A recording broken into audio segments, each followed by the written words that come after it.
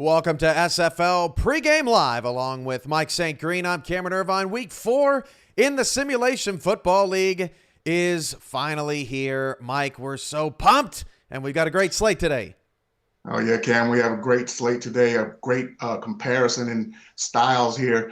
And what I mean by comparisons is these teams like to do some of the same things. Atlanta and Louisiana, they both like to be explosive on offense and play great defense. Atlanta, Bryant Dynasty had a great week last week, 37 out of 43, a couple of touchdowns, 295 yards.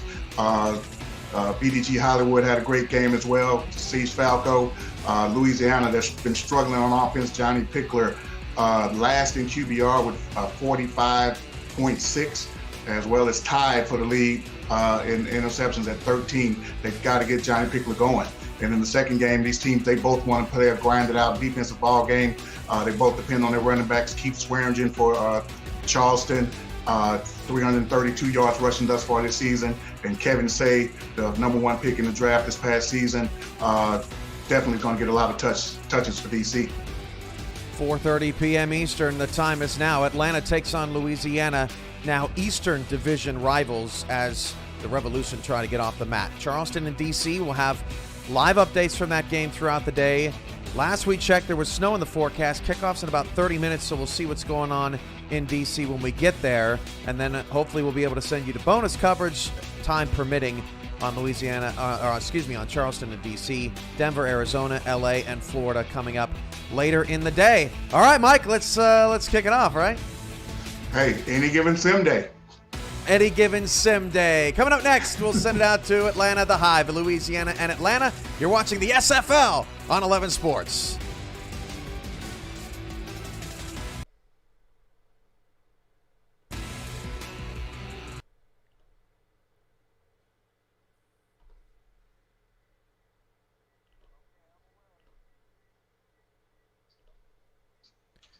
Thank you.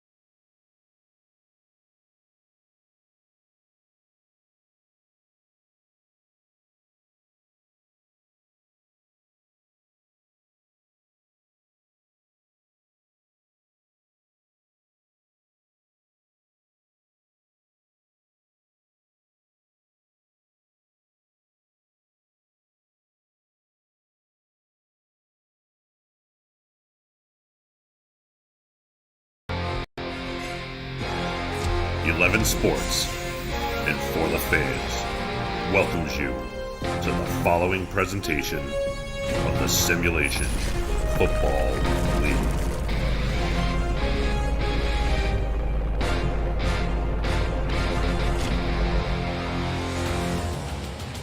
This is the Simulation Football League on the 11 Sports Network.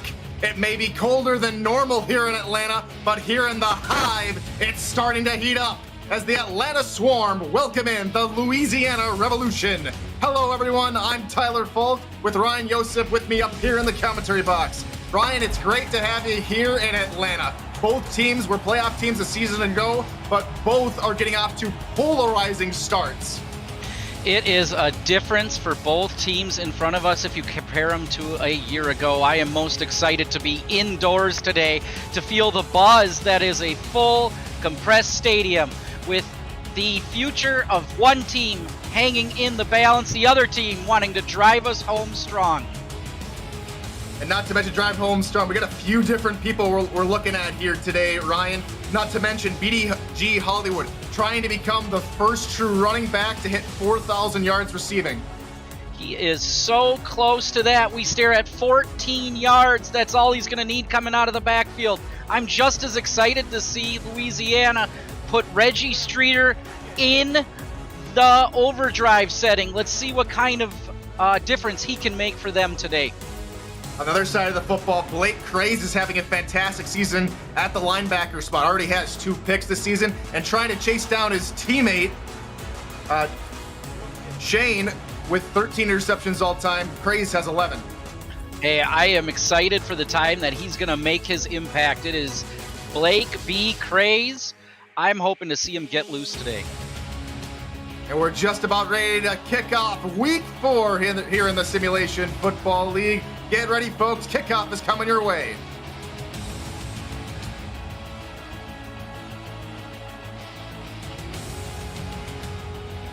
And here we go. We have liftoff in Atlanta.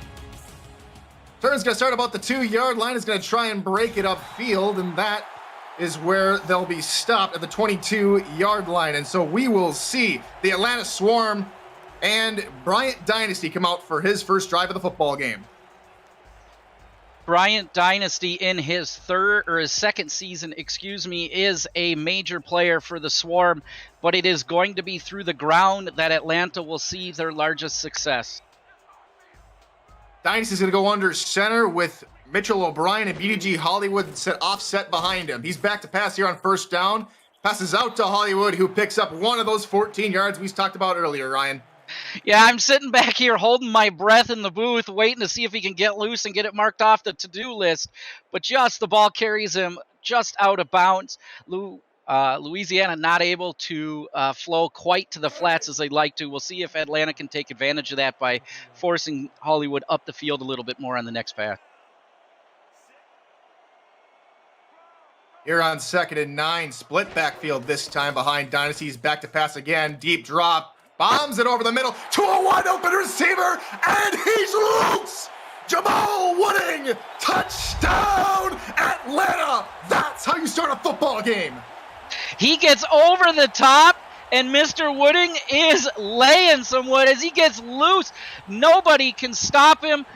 I'm excited to see how they can take advantage. We didn't even get a chance to talk about this 2 tight end set. Nobody checks him off the list. The ref can't even get in his way, and it is a straight blitzkrieg to the end zone. All the way to the house. What a start for the Swarm offense, getting off to the right foot. Wooding had 2 touchdowns a week ago. He was their star man last week, and he continues to shine here today. This is just the beginning. I hope you're strapped in. So a 2-play, 78-yard drive, and that second play going 77 yards to the house. Steele's extra point is up and through, and within 30 seconds, it's 7-0. I'm excited as we get a chance to see this Louisville offense for the first time. A lot of we'll say interview minutes were spent this week dissecting what is their opportunity. I am very excited to see what Pickler can do to respond.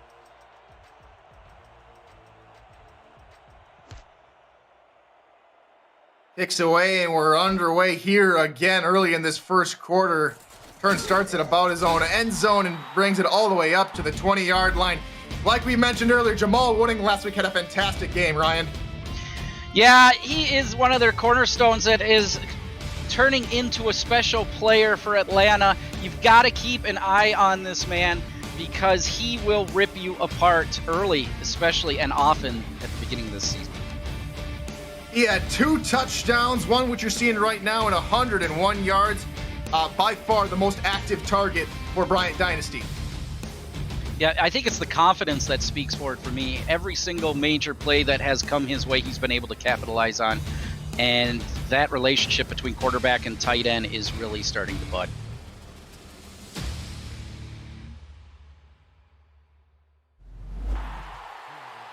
So now we'll see Johnny Pickler and the Louisiana Revolution offense come on the field to see if they can match that performance.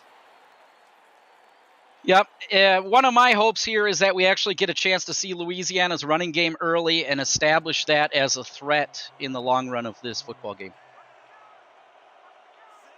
Pickler going to go under center here with 3 wideouts and an offset eye behind him here on first down. Be a handoff to Street on the outside, breaks a tackle, and then is brought down for a gain of 8, Ryan. The keys for Louisiana today, and I like to call him a little something special. We call him Joseph's Hayes of the game, is for Louisiana. I need twin screw. Hey, twin screw, get back to the basics, man. Run the football first. Hey, Louisiana offense, give the D a break with a little bit better defense or a little bit better offense and sustained drive. Similar play here for the Revolution. It results in a first down. So we got Johnny Pickler at quarterback, Reggie Streeter the halfback, 3 wide receivers in Chase Earl, Mike Twinscrew, and B.E. Robo. Garrison Blue is at tight end, and then Leonard Butler Sr. is their star guard. I'm liking what I'm seeing from the Louisiana offense here quick, but coming out in a passing situation or a passing down. Trying to catch Atlanta off the foot, pressure coming, and Pickler's going to be wrapped up in the backfield for a sack. Breaking through the line was number 62, Chris Porter. Chris Porter sheds the block, and he's in the backfield before Pickler can even get his feet under him. It is a great play for Atlanta as they are doing their best to keep it in a long situation. Louisiana offense held St. Louis last week to no sacks, and Atlanta starts off on the right foot, getting a sack here to begin the football game. Pass over the middle to Twinscrew is caught for a nice little gain, and it sets up 3rd and medium. Yep, a nice tempo exchange between the quarterback and receiver. That's those ones you practice during the week. Pickler drops back about a 3-step drop, hits his man in stride, and could possibly change their fortunes here on 3rd down. Empty backfield, 4 wide receivers in the formation here for Louisiana. Pickler, 2-step drop, trying to look over the middle, has his man. Good pitch and catch there to the wide receiver, B.E. Robo, and it results in another first down for Louisiana.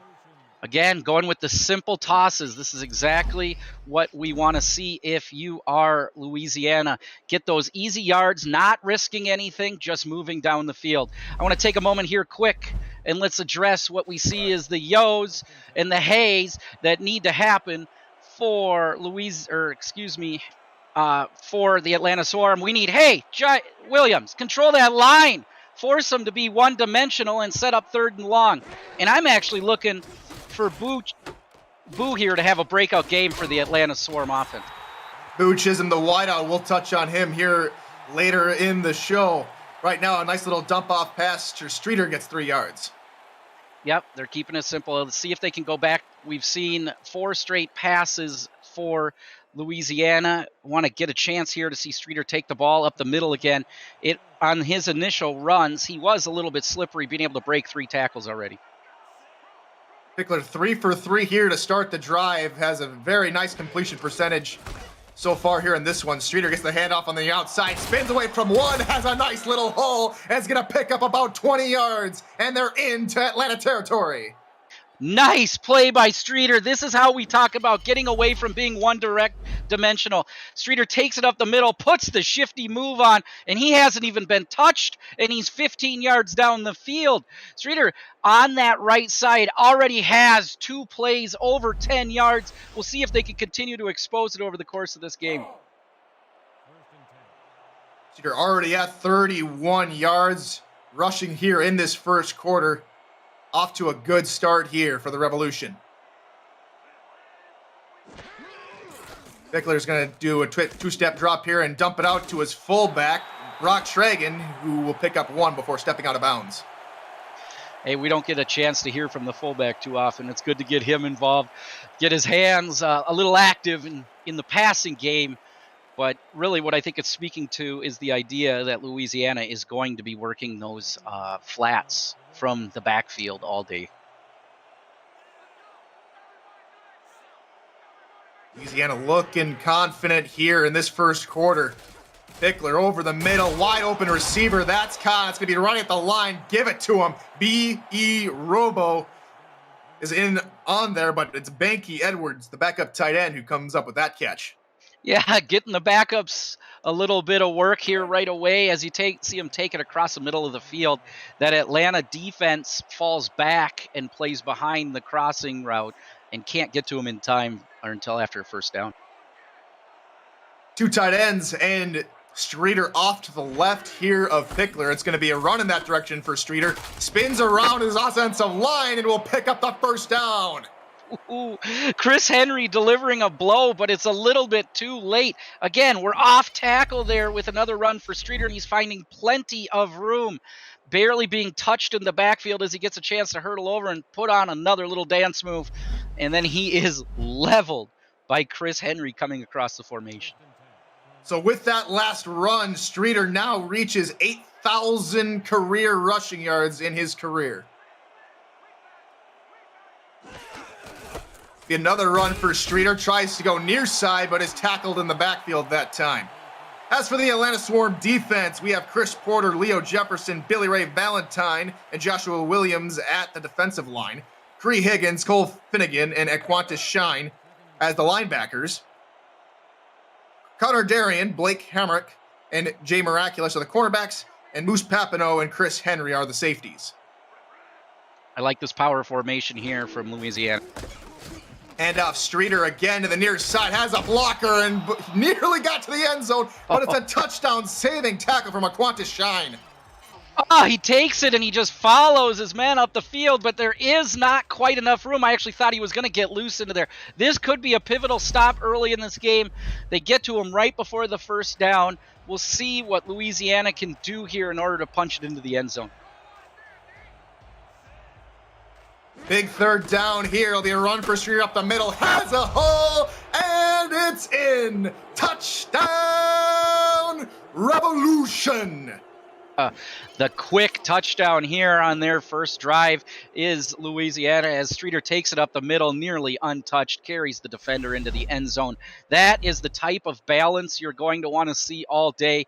If you can keep it that way, there was 7 rushes on that drive and 5 passes. Right now, Johnny Pickler on that drive, 5 for 5, 100% completion percentage.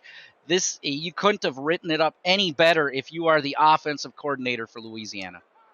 Louisiana answers Atlanta's quick strike with a touchdown of their own, and it's Matt Fennick, the 2-year kicker, on to attempt the extra point. It's up, and it's good, and we're all knotted up back at 7. The only difference between now and the start of this game is we'll mark it about 5 minutes as both teams are even. They've both had a chance to show their offense off a little bit. I'm excited to see which defense, though, is going to show up first. Opportunities will arise.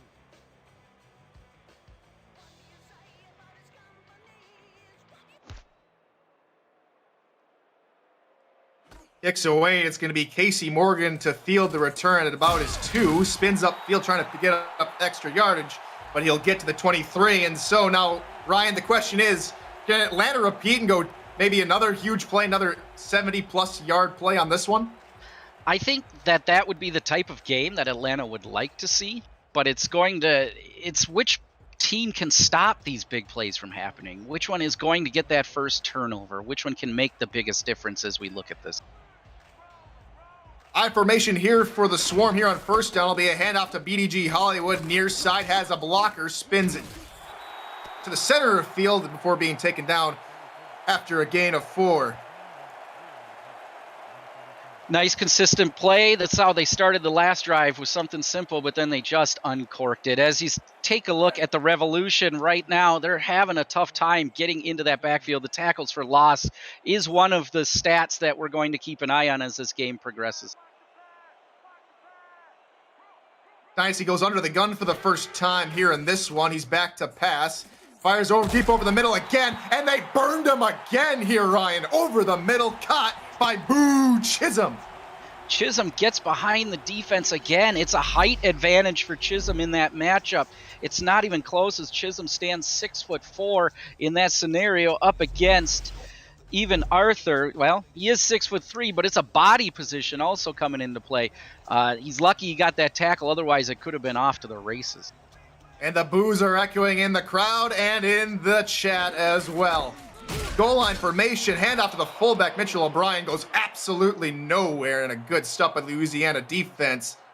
Luther Gahn, Derek Genko, Ross Napoli, and Deontay Wilder make up the defensive line. Chuck Diesel and Blake Craze make up the linebackers. Even Arthur Ullman Hood are the cornerbacks, and then 4 safeties for Louisiana Tech: Bennett, Nathan Blake, Jeff Melnition, and Anthony Wayo. Another goal line formation. This time it'll be a handoff to BDG, who spins upfield and picks up a couple more. Picks up about 4 on that play. 3rd down. BDG finding some room on the outside there to get 4. An important 4 yards, making it a little bit more manageable. I was surprised not to see any sort of wide receiver out in that formation, but they're bringing in that power football. They're turning this into a sustained drive and then hitting them with the opposite here.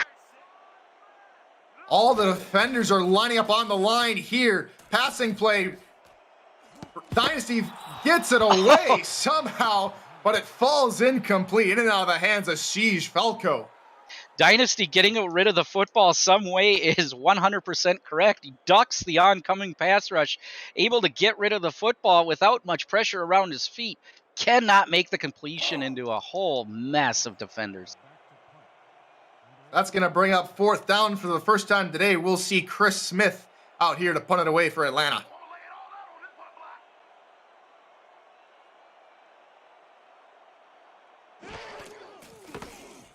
High snap, but controlled there by Smith, and the punt's away.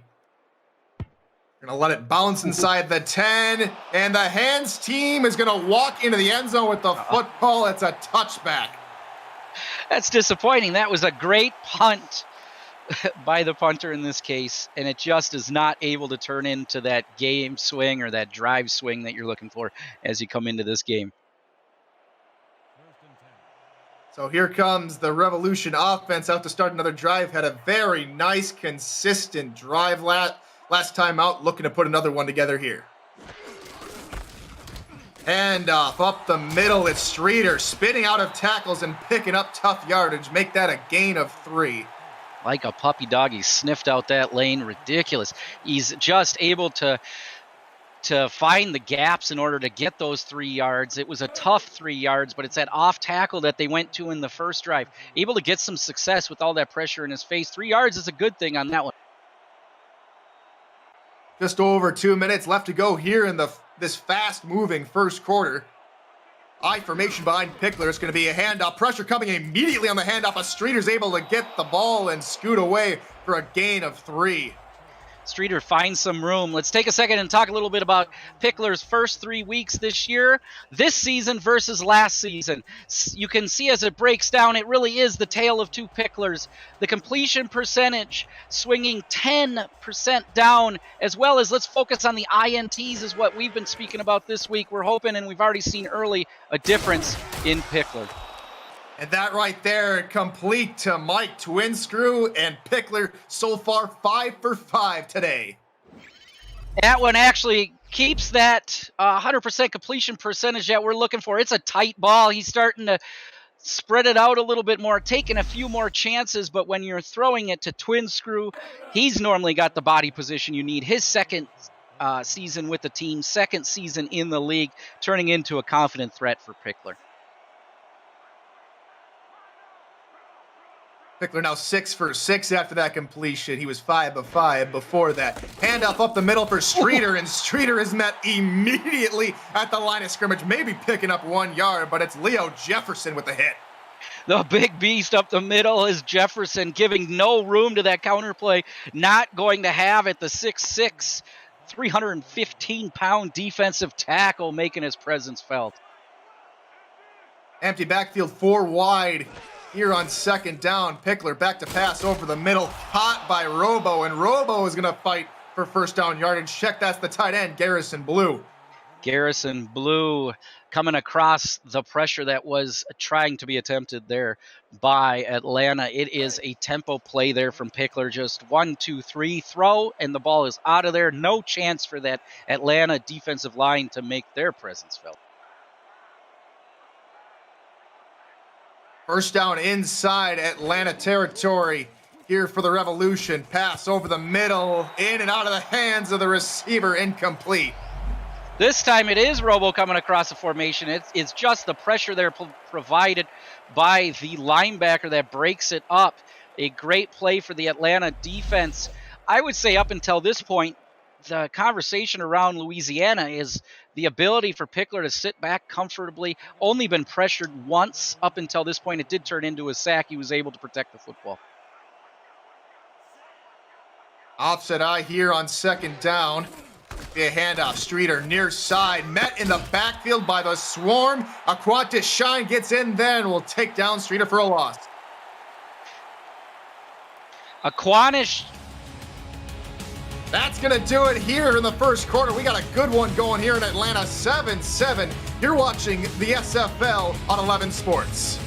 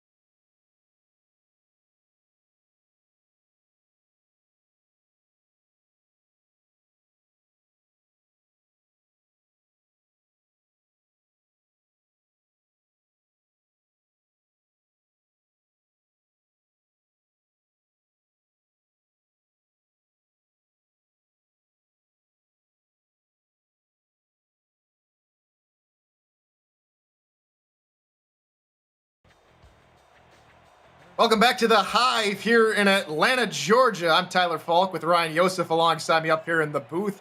Happy to have you along for the ride.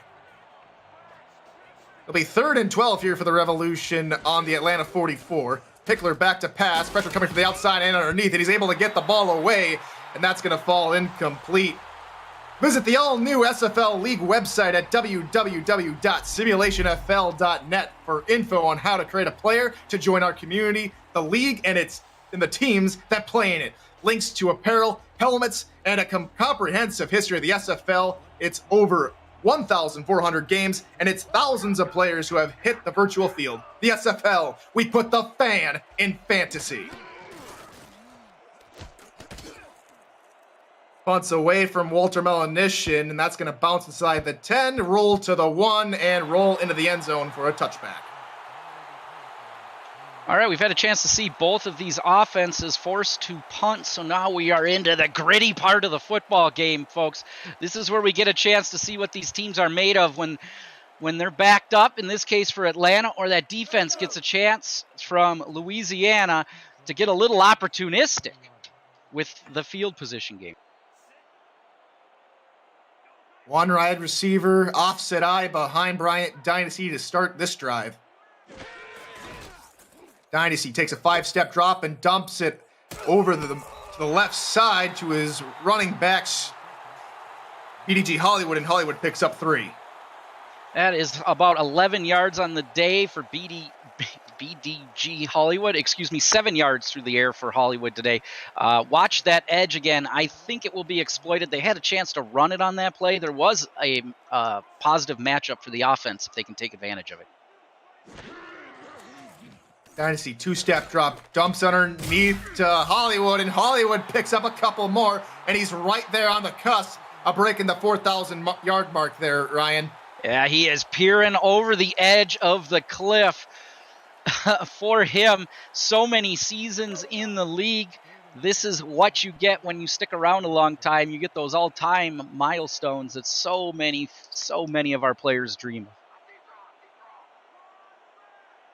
It'll be just Dynasty all by himself in the backfield here on 3rd and 4. Louisiana show a lot of pressure up the middle. Pass over the middle is intercepted by the Revolution. Taken down by the 35 is Anthony Wyo. Wyo is the opportunistic safety in this case that is able to take advantage of a ball that is knocked down by the secondary, number 33, Jeff Milishai, as he takes it and he's picked off. What's interesting about that play is Dynasty only with the 3-man rush, no need to force the football into traffic, can hold on to it, but chooses to anyway, and it all of a sudden, it is Louisiana with great field position. I'll start on the 34, Pickler over the middle, caught for a gain of 9, and the Revolution are marching down the field right away. Just to update you as far as how we are looking for Pickler right now, has only seen 2 incompletions all day, is able to get him a 2nd and 1. I would love to see Louisiana go back to the ground, and this looks like a formation they could do it out of.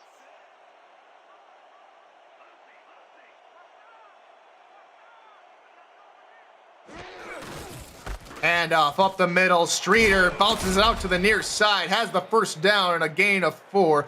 That puts him at the 21-yard line. Streeter with 61 yards on the day today, but the silent hero on the line that he is following is Leonard Butler Sr., the 6'6", 278-pound guard, has been clearing the road for Streeter to get those big runs.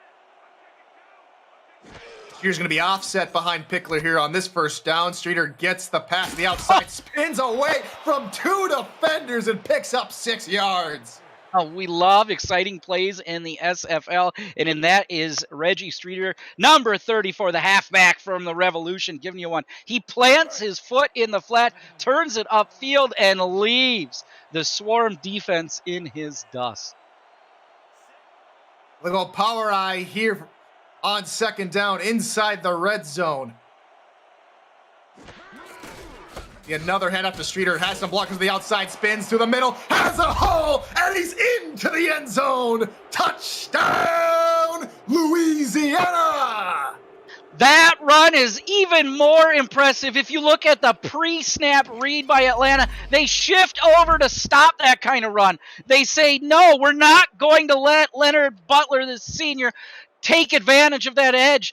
But Louisiana says, you can't stop us now, and it is Streeter into the end zone. He has put his thumbprint with 81 yards and 2 touchdowns on the day. Story of the football game, Streeter, he from his season 15 totals up to this point, just a little bit under 200 yards less rushing so far to this point. Already making a huge impact. Oh, snap! And they're not going to get the extra point away. The holder is tackled at the 10-yard line. It'll only be 6 points. Tackled is a gentle way of putting that one. That play is broken and busted up. I hope you'll stay with us all game as we figure out if that 1 point is going to be a difference. And with both these teams being playoff teams a season ago, anything can happen.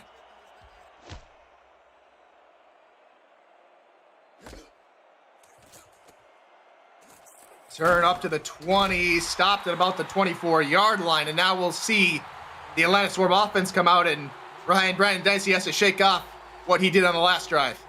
Yeah, it was disappointing. They couldn't really move the football, and then it turns into a quick turnover, and Louisiana is able to be the recipient of those 6 points, quite literally. The Louisiana defense this year comes in ranked 20th in the league. Old school far formation here on first down for the Swarm, and there goes Hollywood. Hollywood to the 45-yard line. This is the second time we've seen Hollywood a little slow to get up, but he leaves no doubt as he puts on the flex. Takes it up in that A-gap and finds plenty of room up the field, and it is off to the races. It's really angles are the only reason that Hollywood is not shining bright right now.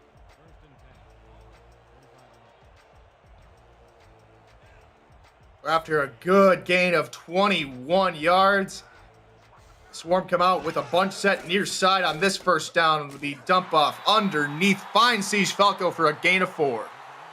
Siege Falco in his 6th season in the league. He also is one of the many players on the Atlanta Swarm that have called the Swarm home, and they've all stayed there. A nice little storyline about the Atlanta organization being able to recruit and retain, really, many of their players, keeping them on long-term contracts. A lot of talented veterans on this Swarm team. Dynasty back to pass, deep ball over the middle, and that pass over the middle that time is just going to sail away. That is Derek Genko applying that pressure. I do not believe that Dynasty was able to plant his I'd call it his front foot, and get it in the direction of the football of where he'd like it to go, not able to provide the touch. This is that third and long that you want if you are Louisiana. Dynasty going to go in the gun all by his lonesome, trips near side of the formation. Dime package here for the Revolution. Pass. Tries to find Falco again, but he's unable to hit Falco. That's going to bring up 4th down. Yeah, he tries to force it into Falco. It is one of those timing routes. He hits him on the slant, and it's just the congestion by the defense that breaks that play up. The ball, luckily, actually, for Bryant Dynasty finds its way to the ground, and they are in a punting formation.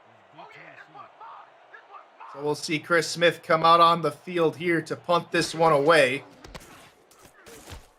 Nearly blocked, but he's able to get that one away and start the return there at the 15, and met and taken down right away. B.E. Robo not able to make anything out of that. A lot of blue jerseys in to help take him down. Nothing special about that. You got to be careful, though. A fair catch in that situation would have kept the ball a little bit more safe. Well, here comes the Louisiana offense. Had great field position last drive. Only 34 yards to get to the house on a Reggie Streeter run play. Ryan, they're going to try and do that same thing again, you think, right? Yeah, I think you stick with the run here. You've seen a ton of success. Indeed, they will go run up the middle, but a little bit less success as he's met by Aquantis Shine and company for a gain of 2. Shine was pretty active on that play. He ends up getting the tackle after a 2-yard gain, but I think he processed through about 3 possible run and 2 possible pass routes that were going on at the same time. Ultimately doesn't move his feet, and the play comes to him.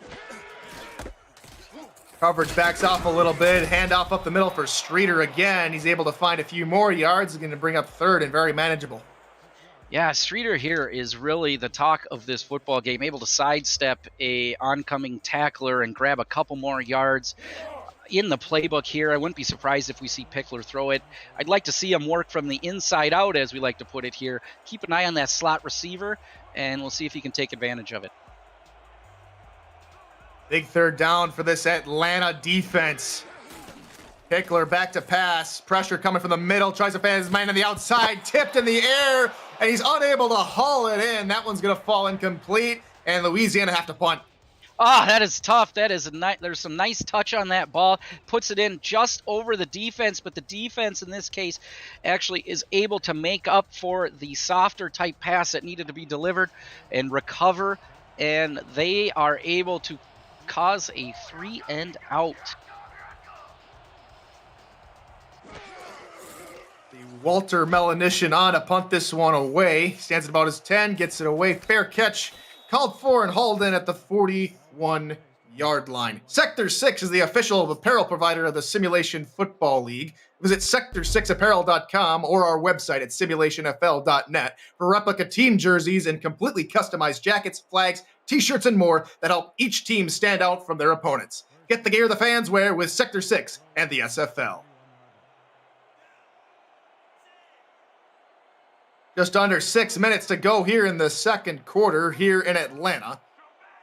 Home Swarm get ball rolling again on their own 41. Pass over the middle, nearly picked off by Chuck Diesel. Yeah, that is a great way to step into that one. I've been hoping that Diesel would show up here early in this game. So knocking that one down, it's tough when he sits and he watches the play later back in practice. He's going to hope that he was able to pull that one in. Might practice a few more of those hand drills. He's got those gloves. You got to make sure it sticks. Well, we are in a dome here today, Ryan, and it is kind of chilly outside, so the temperature isn't too much a factor, you'd think, right? You wouldn't think so. 2nd and 10 here for the Swarm. Dynasty back to pass, fires near side. That one picked off, and it's going to go all the way to the house. Touchdown, Louisiana, and they're flying away. Louisiana with their second interception of this game. The turnover differential is starting to shrink for him. In this case, it's out of another tipped ball. This is the second time we've seen this. He sees it in all the way. In this case, it is Sean Diggs as he hustles his way all the way into the end zone. And all of a sudden, a revolution is occurring in front of us. It is a different ball club. I believe you mean even Arthur there. I think Sean Diggs is on the other side of football. Close. That is number 22. But here comes Louisiana. Are they able to put an extra point through this time as the last one was blocked? Snap spot. Kick is up, and this extra point is good. Louisiana leading the home Atlanta Swarm 20-7. Yeah, this team normally so positive, especially at home.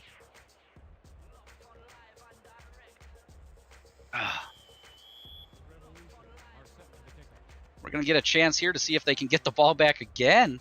Atlanta needs to straighten this out. Atlanta at home with a great home record as we look back, 36-18 all time, but 0-2 against this Revolution franchise, and we're seeing some of that play out on the field today. Now that 0-3 record there for Louisiana, you know, if you're new to the SFL, that's a complete shock here to SFL Nation. They are a fantastic football club, and today you are seeing why. Now here come the Swarm trying to right the ship. Dynasty threw an interception. Last 4 drives here for the Swarm. Punt, interception, touchdown. Dynasty's pass this time is caught for a gain of 6 before the receiver is tackled out of bounds. Yep, they take that simple out route in order to get some yards up the field. The thing about the Swarm offense you have to be careful of is they can get big plays in big chunks, and they can do it often. So this defense needs to stay disciplined. Do not let the wide receivers or tight ends get behind them. Dynasty in the gun with O'Brien, Hollywood off to his left and right. And fire it near side to a wide open receiver. That's Siege Falco for the first down. Falco just runs in front of the defense, takes it towards the sidelines, hits that tempo that he's going to need in order to stay active in this game. And although we get a nice big hit at the end of it, the damage is actually already done as he gets about 15 on that play.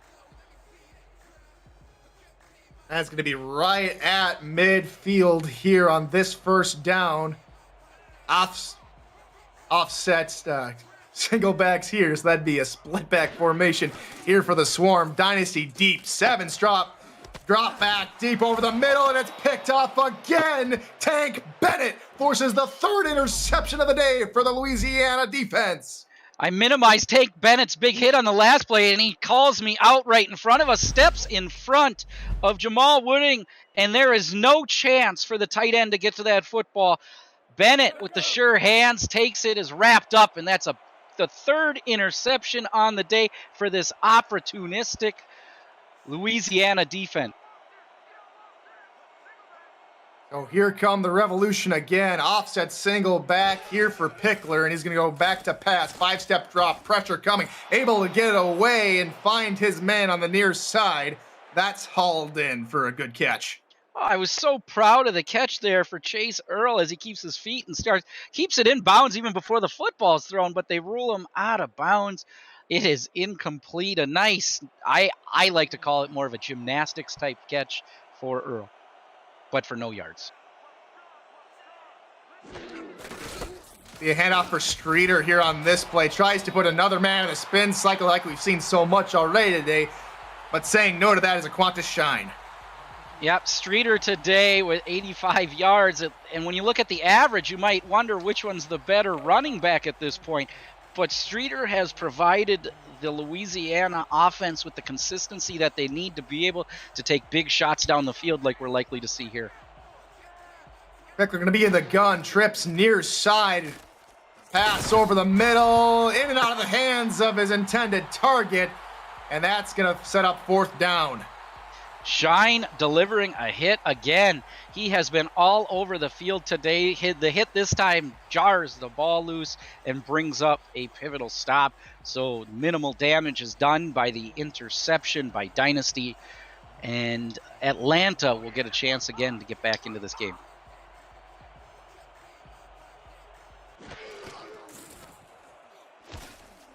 Punts away from Melanition, and it's going to be hauled in for a fair catch at the 34-yard line. Keep up with the SFL and its teams on social media at Simulationfl. Follow and subscribe to all the channels: Facebook, Twitter, Instagram, YouTube, Twitch, and TikTok. From teams to podcasters, final scores to major highlights, SFL Social has you covered. Hey, I got to hurry up and find my phone. Simulation Football's got TikTok. Let's go!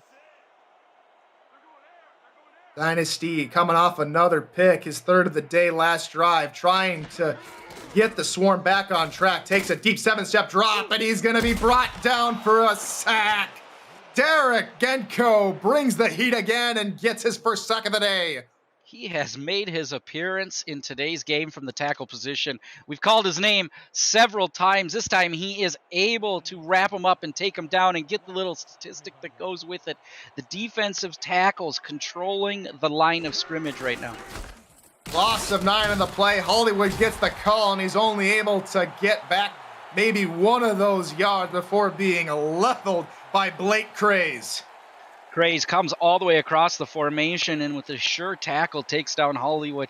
It is one of those scenarios where the Revolution defense is playing confident and they are showing it every single play. This will be one, if we can watch the bottom of the screen, they're going to have to be careful with that matchup. Dynasty back to pass here on 3rd down. Tries to find someone over the middle, and it's picked up again. Nathan Blake forces the 4th turnover today against Bryant Dynasty.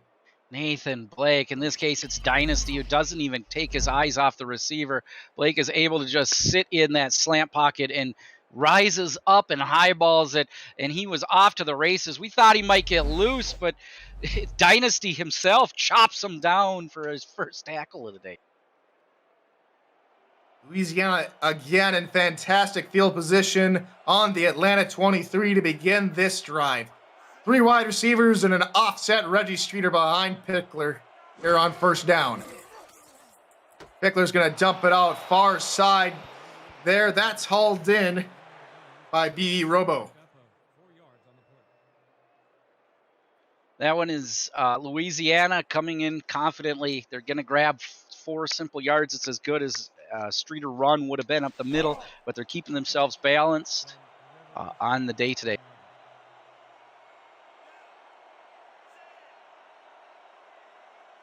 Four wideouts and Streeter directly behind Pickler on 2nd down. 5-step drop, pressure coming in the middle, fires near side, and it's caught! Touchdown! Revolution! Chase Earl hauls in another one, and that one's for a touchdown. Great ball placement by Pickler again today. Hits him one-on-one. It looks like there's two defenders there for Atlanta, but there is nobody that can get to that ball besides Chase Earl. This is his third season in the league, and he finds his way into the end zone. Everything seems to be coming up green right now. Matt Fennick on to attempt the extra point. Snap spot, takes his time, but is able to get this one away, and that's going to put him up by 20 as we're just about ready for the 2-minute warning. Lots of time left in this game, but if you are Louisiana, you want to be careful on those extra points. Again, the pressure from the Swarm getting in there. At this point, it doesn't look like it makes a difference, but like we've said before, Atlanta, when they're at home, they can score quick in this dome. They are set up as a dome-type offense.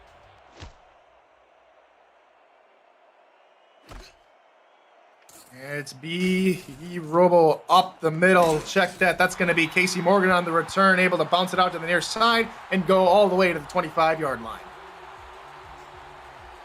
All right. I know it's tough to do with 2:16 left in the first half, but you've got to run the football. They need to get up there where they can start going deeper and punching it in quick, but they need a couple runs here, I think, just to settle the offense down, get Dynasty pointed right back in the correct direction. Offset eye and 2 wide receivers, top of your screen. It'll be a handoff for Hollywood, who's wrapped up in the backfield. It's Derek again with a tackle for a loss there. Jenko finding his way into the backfield. It is just been, was that gone maybe? That was Luther gone, and we have reached the 2-minute warning. Atlanta trying to put something together before we head to halftime. This is the SFL on 11 Sports.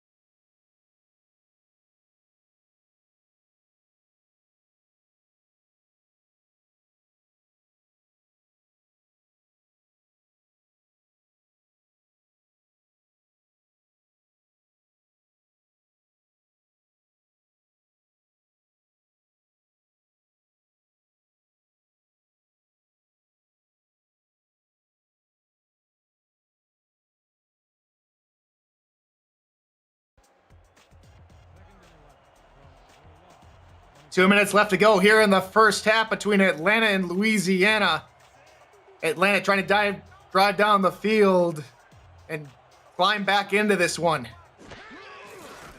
Dynasty back to pass, fires near side. That one's caught. Good catch there, hauled in by Boo Chisholm. And we head up to our nation's capital for the first time today as the fireworks have already begun. Cam and Mike, take it away. Mike Josh Gill getting on the board for DC. Yeah, DC winning this field position battle early. Sebastian Energy finds Josh Gill on a 30-yard touchdown. DC up 7-0. Charleston now in DC territory. Back to Tyler, Ryan, Mark, Chris, and the gang in Atlanta. That's underneath. The Falco is caught, and he's going to pick up 8 before being taken down. And Atlanta's trying to catch back up, and they're starting off pretty well here, Ryan. Yeah, they're moving the ball here coming out of the 2-minute warning, but they seem to be pretty lackadaisical about being worried with how much time's left, just slowly going up the field. I get that you don't want to leave any time left for the Louisiana offense, but I think this could become a problem if they're not careful. Quick handoff to Hollywood up the middle, shakes off 1 tackle and is taken out at the 43, and now they go to the hurry up. Find themselves with under a minute left, but they're stuck in the power formation. Dynasty tries to get the pass off and just barely does before being hit. Coming up on the SFL halftime report, Cameron Irvine and Mike St. Green analyze the first half, provide updates on Charleston and DC, and we'll sit down with Jacksonville defensive lineman Hunter Norwood, a leader at Jax Data, the analytics arm of the SFL. It's all coming up on the SFL halftime report. That's the second time that we've seen Don make an impact on this drive. Keep an eye, see if he can do it again.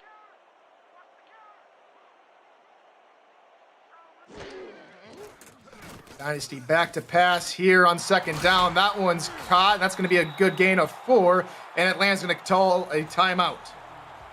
Yep, good timeout usage here by Atlanta. Twist action on the defensive line in order to try to get to Dynasty.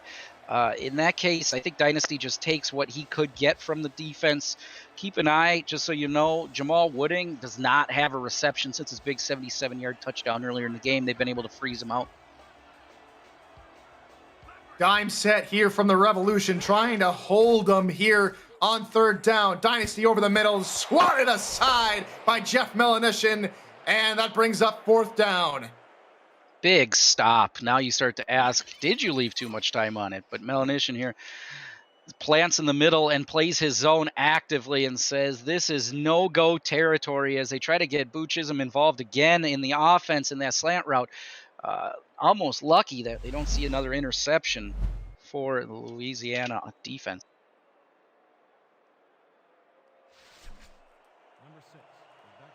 Awkward field position here. They may choose to go for it. No, goodness. They're going to try a 56-yarder from Sammy Steele. Sammy Steele has already hit from 55 this season. We'll see if he can hit this long one. Snap, spot from the right hash. It's up, and it does not sneak through. Falls underneath the crossbar, and the score remains 27-7. Everybody out here is trying to blow with the wind enough to get out there in this dome stadium. It is so close. Everybody is gasping. It just falls short. Probably about 1.5 yards short, which is the difference between his long and the one we get a chance to see today. That is too bad, and now all of a sudden, you're Johnny Pickler with great field position, and they'll see if they can turn it into points. 2 wideouts near side of your screen here with 35 seconds to go and all 3 timeouts here for the Revolution. The call to Streeter goes absolutely nowhere. Cole Finnegan gets in the backfield. I don't know if it was as much Cole Finnegan as it was Cole Finnegan's right shoulder delivering. Just a devastating blast to Streeter. A great start, and that's important for this Atlanta defense, making them use that timeout as they were looking for a big chunk there, expecting them to play a pass defense, but Louisiana decides to run and can't get anywhere. Identical formation here for the Revolution on second down. It'll be another call for Streeter up the middle, able to shred off 1, but then gets tackled right at midfield, and now here come the Revolution on the hurry up. This is a good formation. They could pass deep out of it. Handoff right side. Streeter tries to juke the tackler out of his shoes, but can't, and is leveled right there at the 45. It's going to be 4th and 1, and we might just see the clock run out. Yep, this was a great first half, as it looks like both teams are happy running this one out. Very interesting stories going into the second half today. So the Revolution are rolling here in this one, 27-7. We'll be right back with the SFL halftime report from Cam and Mike.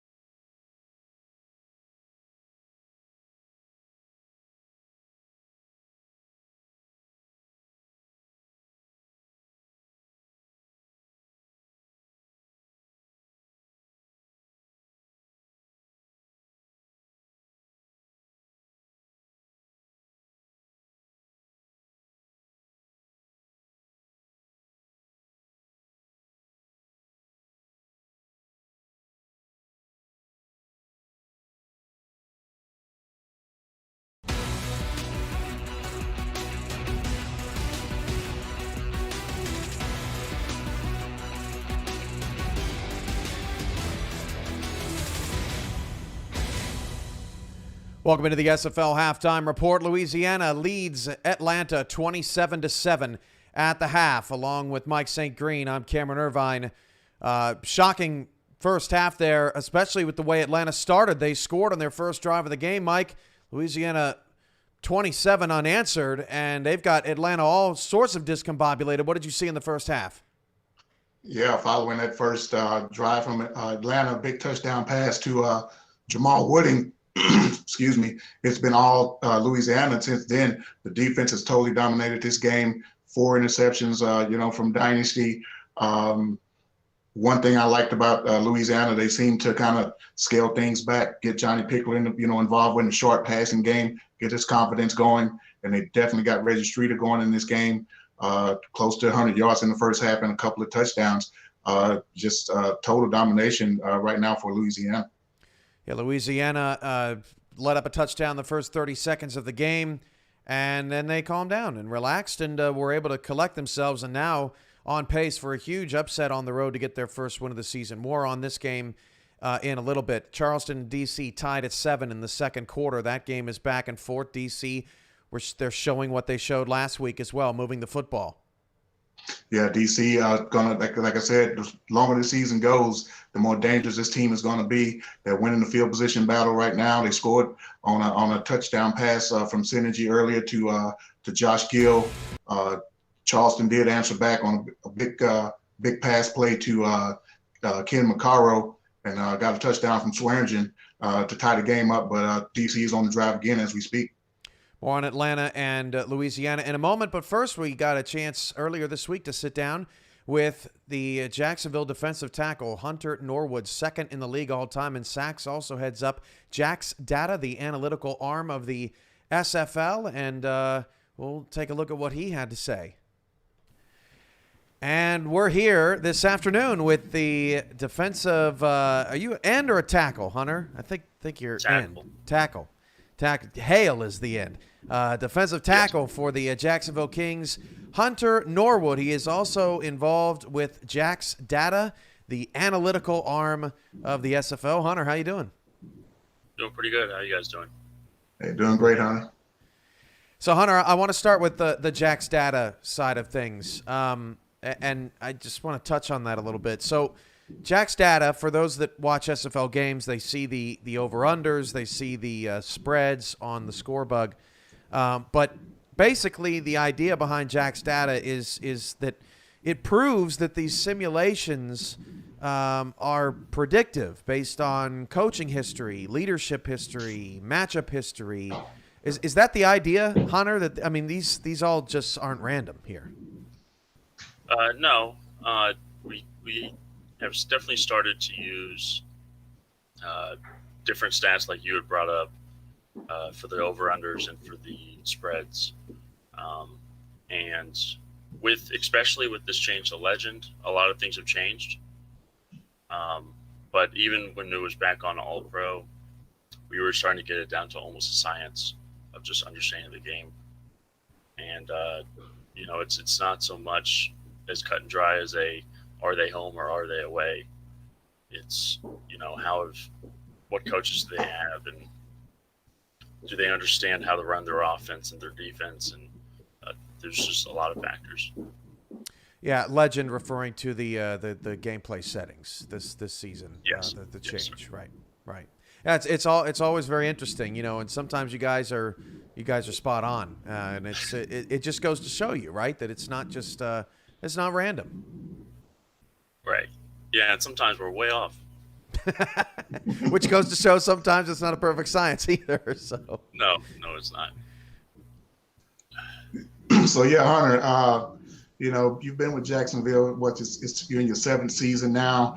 The franchise came up on a huge milestone last week of their 150th game played. And then we're also approaching, Jacksonville's also approaching another milestone of 100 victories as a franchise. Tell us a little bit about that, being with the team for all that time and achieving a milestone like that.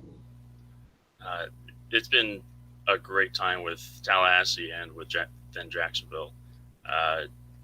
joining the league in season 10, and I was just wanting to join the hometown team, being from Florida, and I sent a message to Frank. I wanted to be a wide receiver. He said, "Hey, how about a defensive tackle? I got this crazy idea," and joined the team, and it's history ever since. But ups and downs, more ups and downs though, and it's been a great time. Yeah, and along those lines, as like you say, you've been around since season 10. Several other guys on the team have been there, for throughout that time frame. Season 10, as you mentioned, also was a undefeated regular season for the team. The team has gone to the championship that following season 11. Basically, Jacksonville is a team that has done everything but win the championship. What would you think it would mean to yourself and the core guys that have been around for so many seasons to finally get over that championship hump? It's going to be a big weight off the shoulders. It's just us holding our breaths for seasons on end, and then finally just breathe out. We did it. Also, Frank has something special cooked up for that championship. So we're gonna. I like what it's kind of like what I liked what Baltimore did with their vulture circling, I believe it was called. But Frank, I'm really excited to see what Frank can come out with once we win the championship. Well, I tell you what, man, I'm looking forward to seeing what he has in store as well. So hopefully we can all celebrate that together, man. Yes, sir. Vulture Circling being the documentary that Baltimore put together. Of course, Frank is an Emmy Award-winning, the owner of Jacksonville, documentary filmmaker. So I'm sure he is chomping at the bit to get that documentary going for the Kings if they win the title. Hey, Hunter, you got your last name on the back of that jersey that you're wearing right there? I sure do. That's awesome. That looks great. How's that? I love the purple. It's just so unique in the league. It is. We got rid of the other purple team. We ran them out. So it's our purple. And but yeah, no, the jersey is great. Always loved our colors. I've always loved the paw print, the classic paw print jersey. I wish we could get one of those from Sector 6, and that would be something. That sounds like a new item that could hit the shelves soon from the Kings store. Hey, last question, Hunter. In terms of the predictability models for for the first 3 weeks of the season, we obviously have spreads and lines set for week 4 here too. But through the first 3 weeks, what's been maybe the most surprising team to you analytically as you've kind of broken things down? I don't know. You can swing one or two ways with it. It's St. Louis is an obvious choice. 3-0.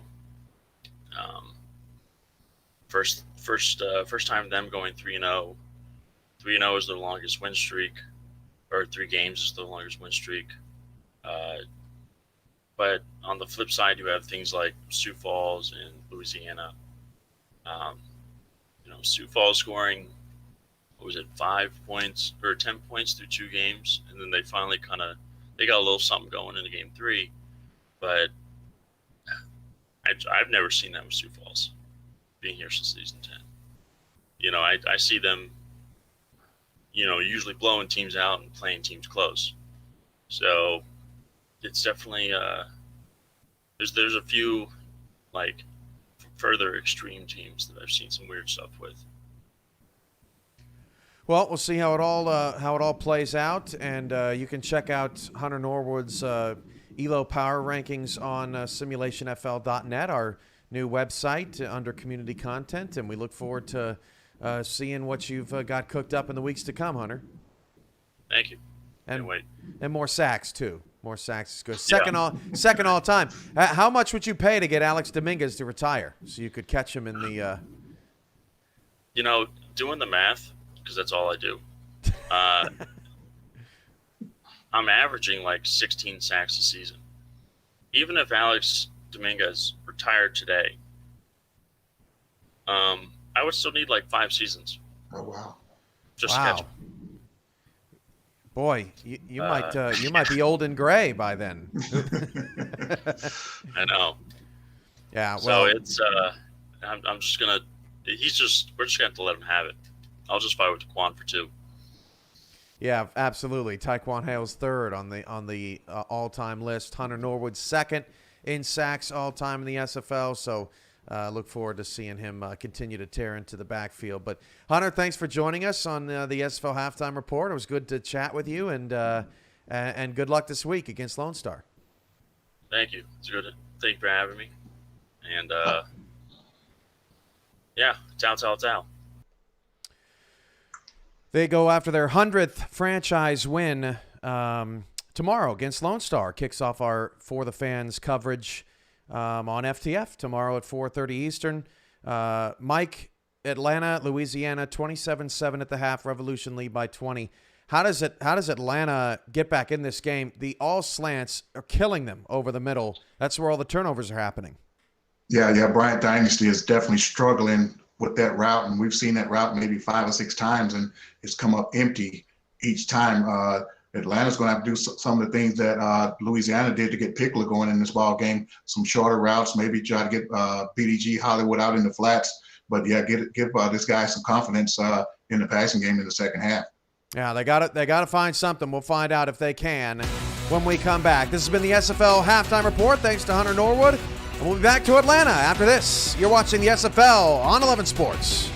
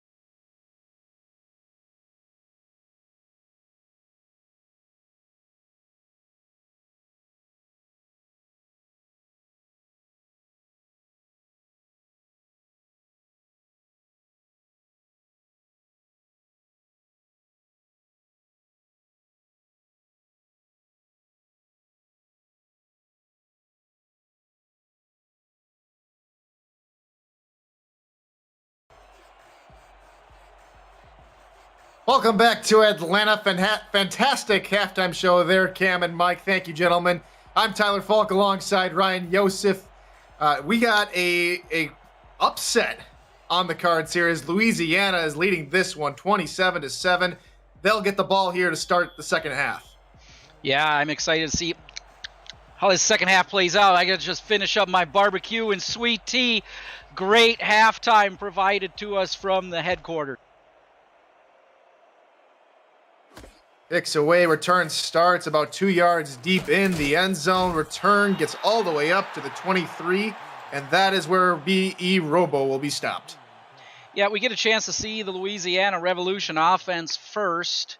some of the big pullaways from the first half as we take a look, and we had a chance to talk to the coach. Streeter's only one rushing yard away, it looks like, from 100 on the day, so we'll keep an eye on that.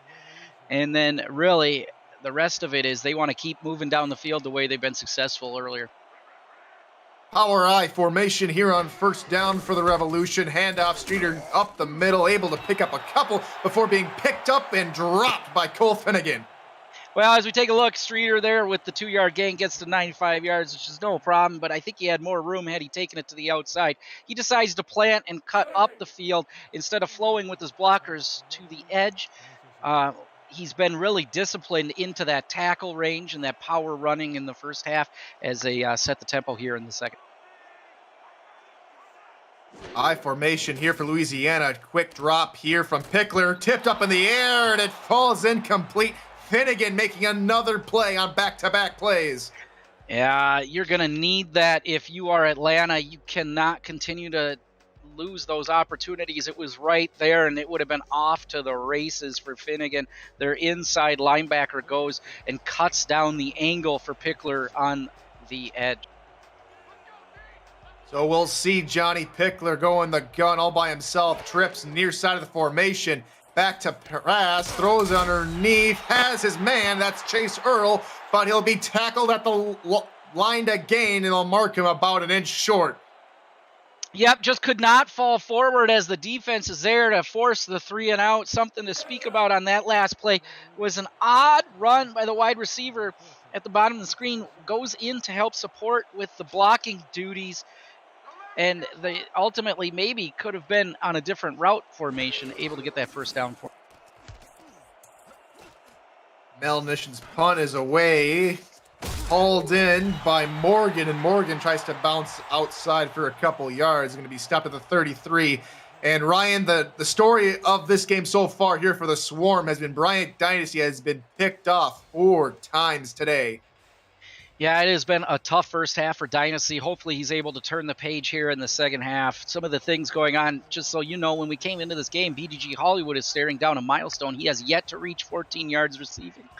As well as my big question is, where's Will Todd in this game? Not even being targeted yet as another risky ball is thrown out and knocked down by Blake Craze. Blake Craze trying to get another interception, has 2 on the season. But that time just able to knock that down and stop the play. Yeah, he's able to, again, it's all about angles in this game here as Blake Craze is able to knock it down. He is one of our leaders in history, number 2 among linebackers with 11 career interceptions. Want to shine for Atlanta, and Eric Vincent of Fort Worth top the linebackers with interception as BDG Hollywood tries to go up the middle, but is stuffed at the line of scrimmage and will bring up 3rd and 10. Yeah, it's interesting there that they get the fullback involved like that early on. If you are Hollywood, you've got to be screaming for the football now. Today, he only has about a total of 9 touches on the day, and he is one of their shining stars.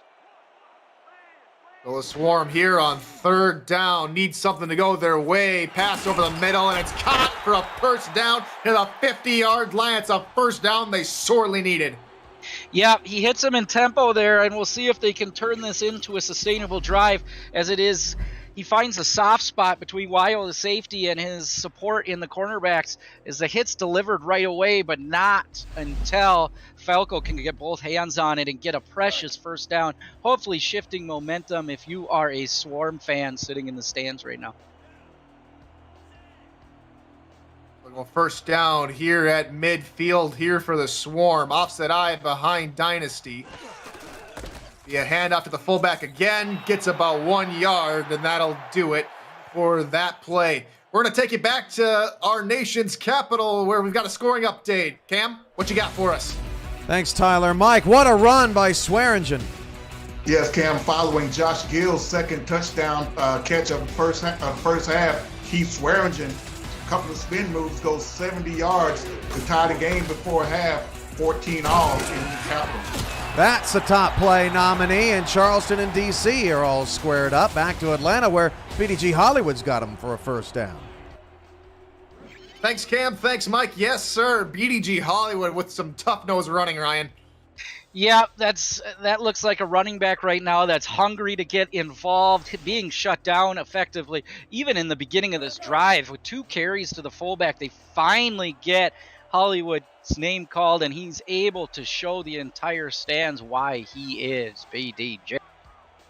Trying to get the home fans back into it here in the third quarter. Hollywood gets the carry again to the outside, spins away from one, but some great pressure applied there by the Louisiana defense forces him to no game. That's too bad. He's working hard on the edge there, puts on a move even to get some more space, but the swarming defense of the Revolution able to shut it down before he can get even a yard. Goal line looking formation here for the Swarm. Handoff fullback. Third call on this drive alone, and Mitchell O'Brien will pick up 4 that time. Mitchell O'Brien, his 3rd season in the league, with his 3rd season with the team as well, as he is showing to be active on this drive. Finds plenty of room up the middle with the quick handoff. Some of the linebackers end up flowing with Hollywood, and they find themselves out of position to make the splash play.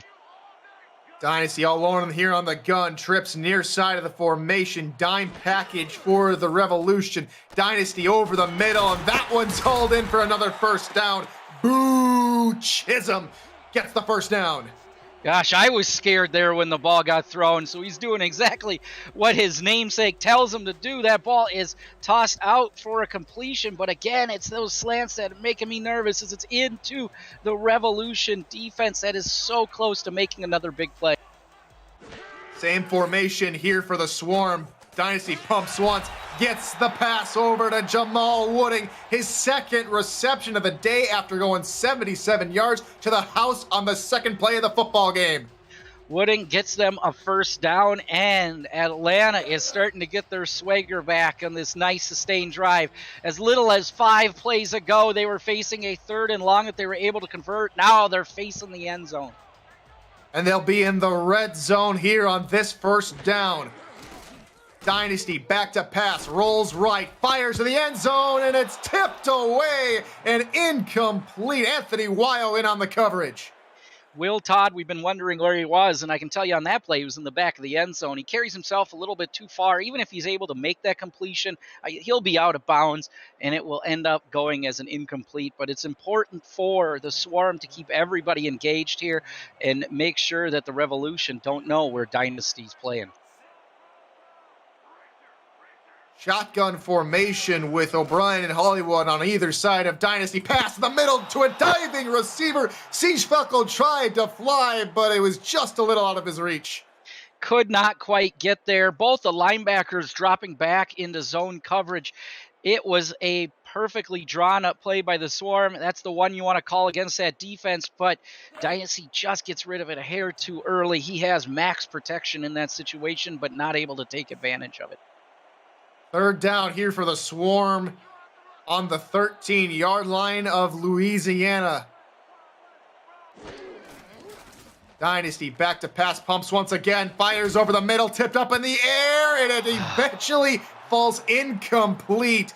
At least 5 defenders touched that football. Yeah, and you had about 3 wide receivers with an opportunity to catch it as well. Didn't quite know if they'd find their way to a first down. This has to be a tough situation to kick a field goal in. If you are Atlanta, I wouldn't be opposed to going for it, but if you believe in your defense with another 3 and out, you could kick yourself back into this game. It'll be Sammy Steele on to attempt a 29-yard field goal. He missed from 56 earlier, which snaps his 100% record of field goals for his career, but that time he's able to put one through the uprights, and Atlanta begins the climb back into it. This is what you need to do. You went to those tricks you talked about at halftime. You drew them up on the little whiteboard. You said, this is the script that we're going to write up, and we want to find our way to the end zone. Ultimately, they fall just a hair short, but it could speak to a little momentum swing that if you're a fan of the blue team, you're going to be excited when they can get their offense back out in the field again. So Atlanta comes out and gets points on the board, and they're moving in the right direction. Louisiana will start the return on their own goal line. P.E. Robo Bounces out to the outside, gets all the way to the 25-yard line.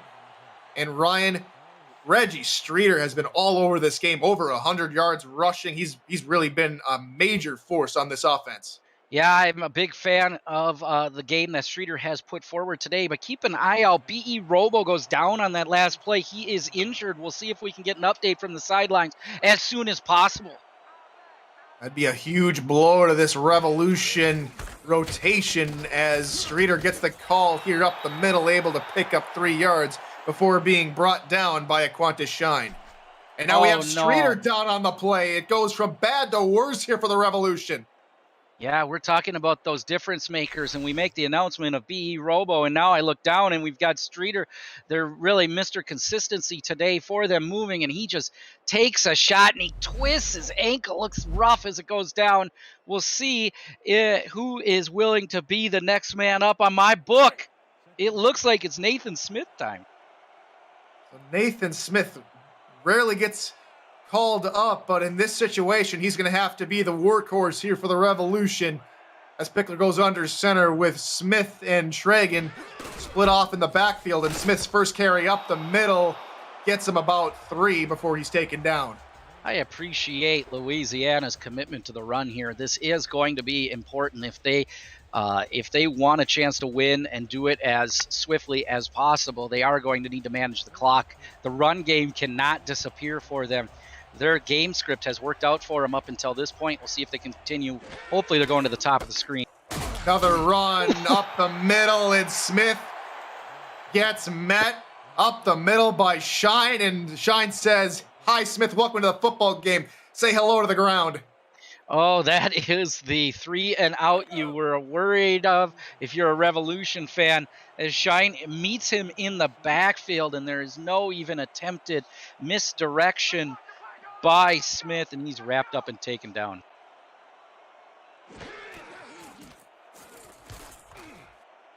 Punts away, and Morgan starts the return at the 30-yard line, and he's taken down right at the 34. We'll step aside for a word from our sponsors. This is the Simulation Football League on 11 Sports.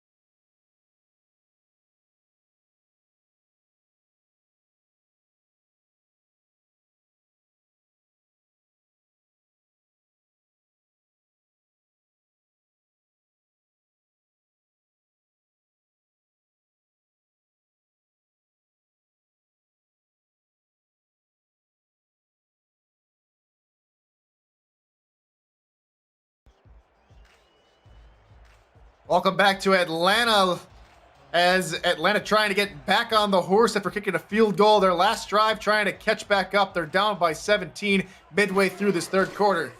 Dynasty back to pass. Deep ball near side. Holden, and he's got one man to beat. He's gonna go all the way.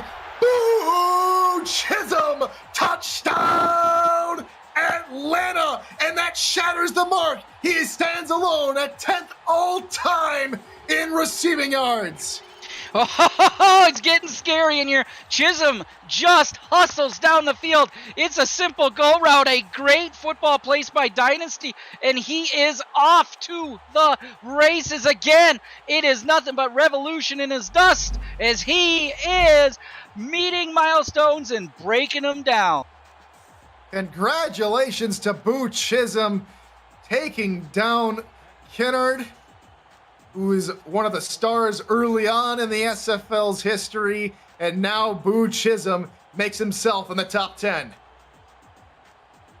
All right, Atlanta can score in bunches, and they can score quick, showing it off again here, just like they did to start. We'll see what the Revolution can do to respond. Atlanta are back in 10, and even more crazy things are happening in Washington, D.C. Cam and Mike, what do we got? Mike St. Green, you don't see this every day. A block kick off a face mask. Yeah, Cam, following a big sack by Riley Cuse to force this long field goal attempt. The DC special teams come through and break the line of scrimmage and hits off the face mask to keep the game tied at 14.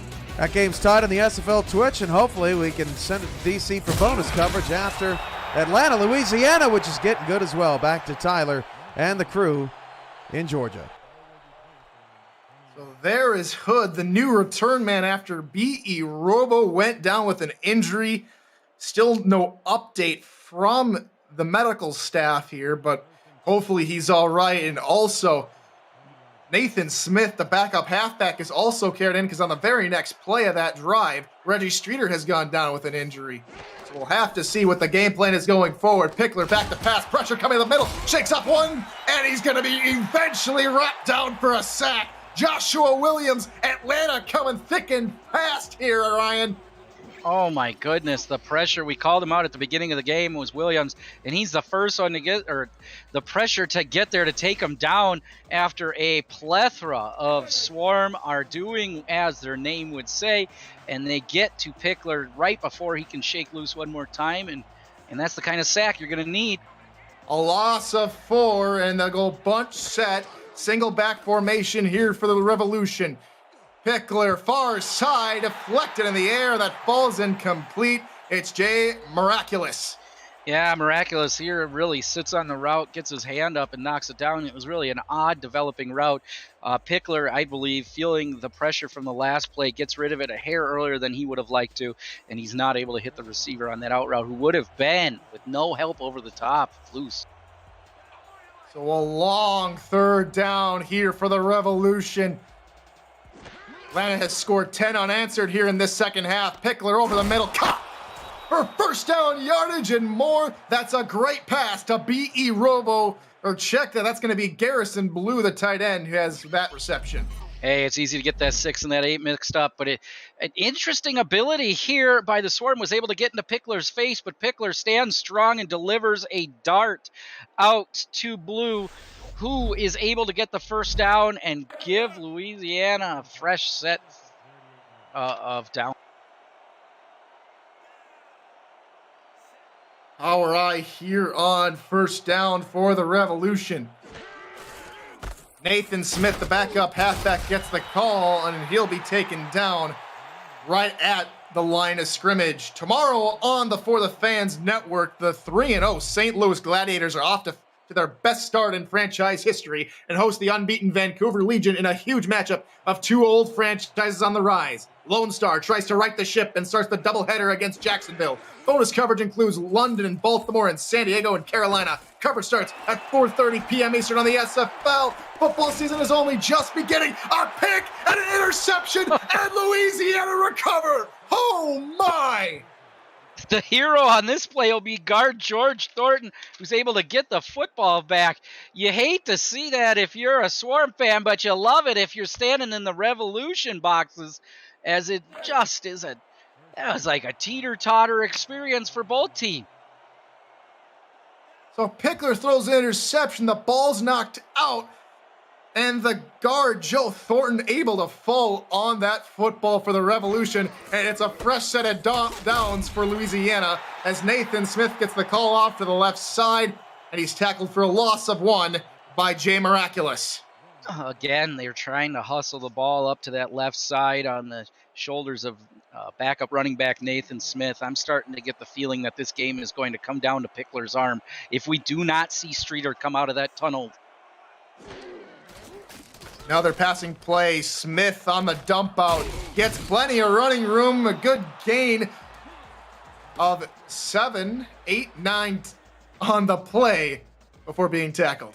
Yeah, Chris Henry delivering a brutal hit to Nathan Smith there, as he's the one with the interception on the last play, but he's able to stop him before the line of scrimmage. As they come out, it almost looks like they're going to try to go back to the run. That has not been successful since Smith entered the game. All right, on 3rd and short, they hand off to Smith. tries to cut through traffic and does. He picks up the first down. Falling forward is demonstrated quite literally by that play. Nathan Smith thrilled to get the first down, but the Swarm defense was right there to stop, only able to gain 3, but that's all they needed in order to get a fresh set. Offset eye behind Pickler. 3 wideouts, handoff. Smith met in the backfield in a hurry. Loss of 4 on the play. Aquantis Shine in on the tackle for loss. Yeah, it's 58, 99, and 90 all around that football. So if you've got them playing individual defensive player in our fantasy league, you're liking the way that this Swarm defense has turned up here in the second half. Atlanta showing blitz with 8 men in the box. Handoff. Smith near side. Cuts through. Has plenty of blocks. Nathan Smith is going to be tackled at the 21-yard line. A patient runner, to say the least. He hustles, and the blocking holds true. If you take a look as he sees a lead blocker out in front of him, in this case, it is number 69. Jerry Smith, the tackle, 6'5", helps lead the way, and then the Swarm, trying to get pressure up, ends up getting through both lines of defense, and he's off to the races. Next man up mentality here for the Revolution. Handoff. Smith again on the outside. This time going to be wrapped up, and he's going to fight for 1 yard. Leo Jefferson on the tackle, and that's going to take us to the end of the third quarter. Get your 4s up. The Louisiana Revolution trying to maintain the lead. It's 27-17. This is the Simulation Football League on 11 Sports.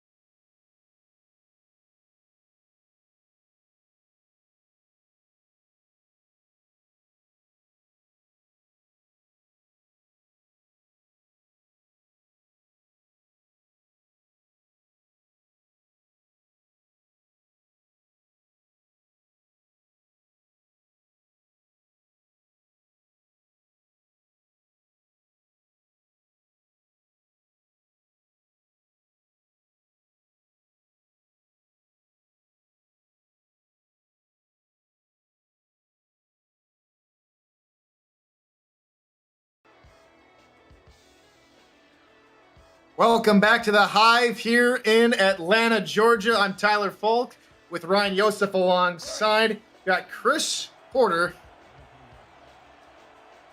and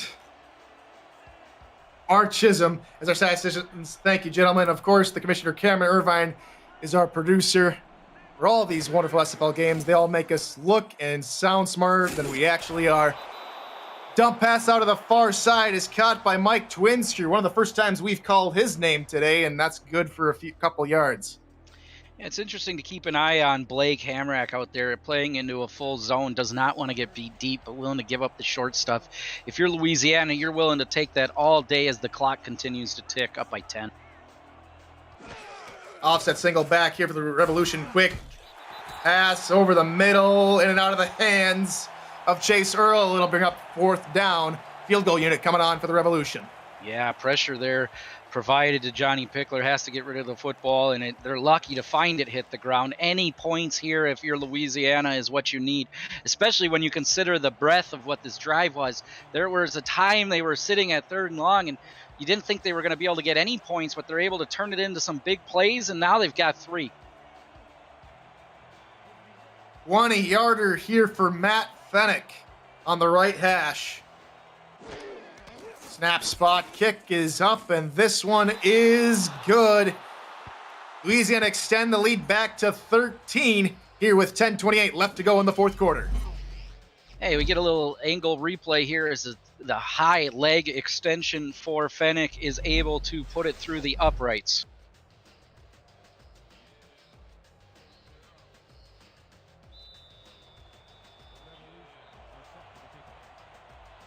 It's legs day. There we go. Gotta love our kickers. Kickers matter too, as Matt Fennick sends this one away to Casey Morgan. Sends it about his 40-yard line and begins his return up to the 20 before being tackled down at the 24-yard line. Blake Cray is leading his team right now in tackles on the day, but is a real threat in the air there, Ryan. Yeah, he is an opportunistic linebacker as we get a chance here to see one of those great plays from last week. It's been tough because for his team, or from 3 weeks ago, for his team, they're 0-3, but it doesn't mean that there's not playmakers out there making their impact. Was able to get a pick against Tom Pepper in the Vancouver Legion, and then a couple of weeks later, able to do something very similar but very impactful here in the game against St. Louis. Yeah, you get a chance to see another one of those tipped opportunities, and then you get to see the big man score, and nothing's better than seeing those heavy set scorers get a chance to dance in the end zone. The Revolution have forced 4 picks out of Bryant Dynasty, all of those coming in the first half. But now, since that first half there, Ryan, he's been remarkable. Yeah, he has really settled down here in the second half, put his team on his shoulders, and they know they've got to score quick. I still want to see Hollywood get some action out of the backfield, but they know that the clock is ticking with 10:40 or 23. Dynasty back to pass here is going to dump it to the far side. That's going to be in and out of the hands of Chuck Joyner. As we get an update there on B.E. Robo, he will not return in this football game. Yep, for Louisiana, they are going to be stuck with some backups. They're going to have to step up in order to help protect this lead. But if you could have picked a situation to lose, folks, you want to be up by 13. Here on 2nd and 10, another bunch set here for the Swarm, this time top of your screen with BDG in the backfield. Another passing play here for the Swarm. Tries to find the corner route on the outside, but it's going to go out of the reach of Siege Falco, 3rd down. Yeah, Siege Falco being one of their big players out on the edge for the Swarm. That's the 2nd time he's been overthrown in that slant out route that technically is running them way over the top of the Louisiana safeties, but they're not able to connect. They can't keep missing these opportunities. No help over the top. On top, he stands alone with the trips far side of the screen. Dynasty over the middle, and it's in and out of the hands again. Casey Morgan unable to catch it. Casey Morgan stepping up in the formation, but unable to see it in. You do not want to see a punt. I know you can't go for it on 4th down here, but they've got to be careful. They're not going to see too many more opportunities. Their defense may need to step up if they want to put this back within striking distance. So it'll be Chris Smith here to punt it away. And we'll see the backup return man, Rollman Hood, as he stands in for B.E. Robo.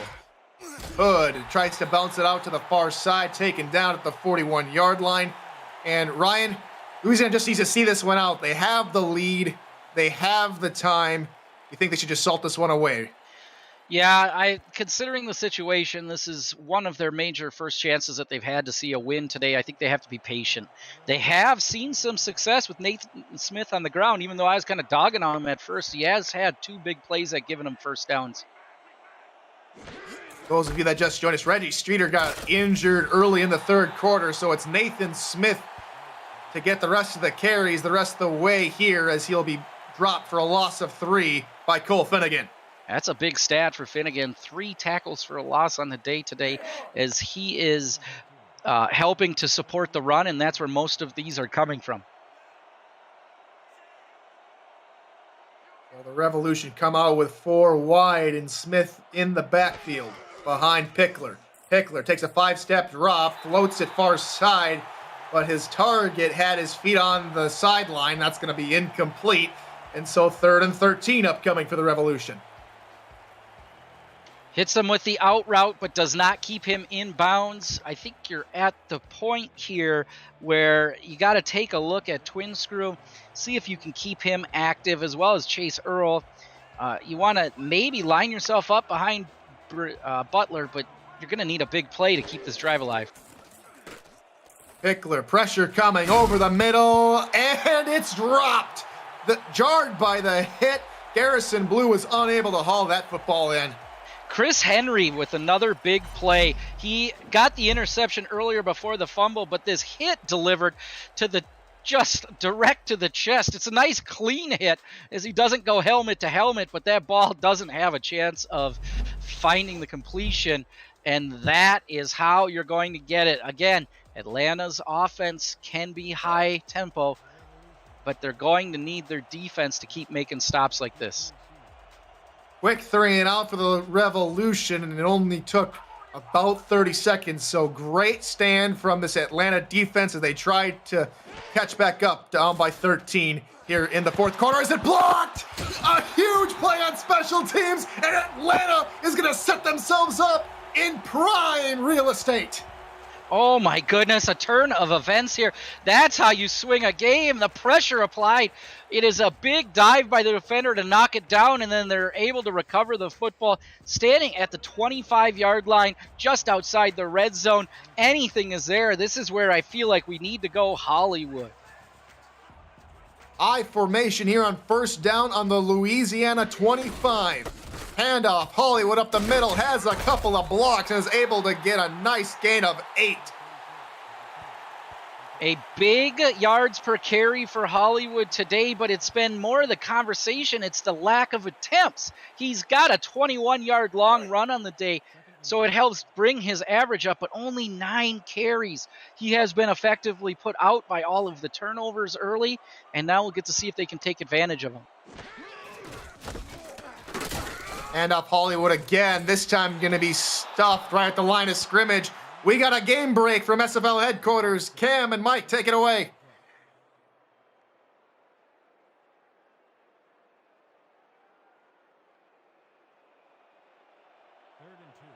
And we'll get that game break here later in the game here as Atlanta comes up here on 3rd down on the 17 of Louisiana. And Hollywood up the middle, 1st down, Atlanta. Only gets a few yards, but it's the 1st down that's most important. As they take a look with everything at the table, they need to eat dinner right now. Punch it in the end zone. They can trust their defense for a stop to make this game interesting, but the dinner bell has rung, and the Swarm need to find the end zone. Near formation here for the Swarm on 1st down. Dynasty back to pass over the middle, hauled in by Siege Falco, and he fights for the 1st down, and he gets it. And it's not Falco, that's Boo Chisholm adding on to his 10th most all-time in reception yards. Boo Chisholm with his 6th reception on the day with 8 targets. He is over 125 yards on the day because he had that big touchdown for 64 yards earlier. He has been there for Dynasty. And the boos echo here in the hive. Handoff Hollywood, trying to bounce to the outside, and nothing doing.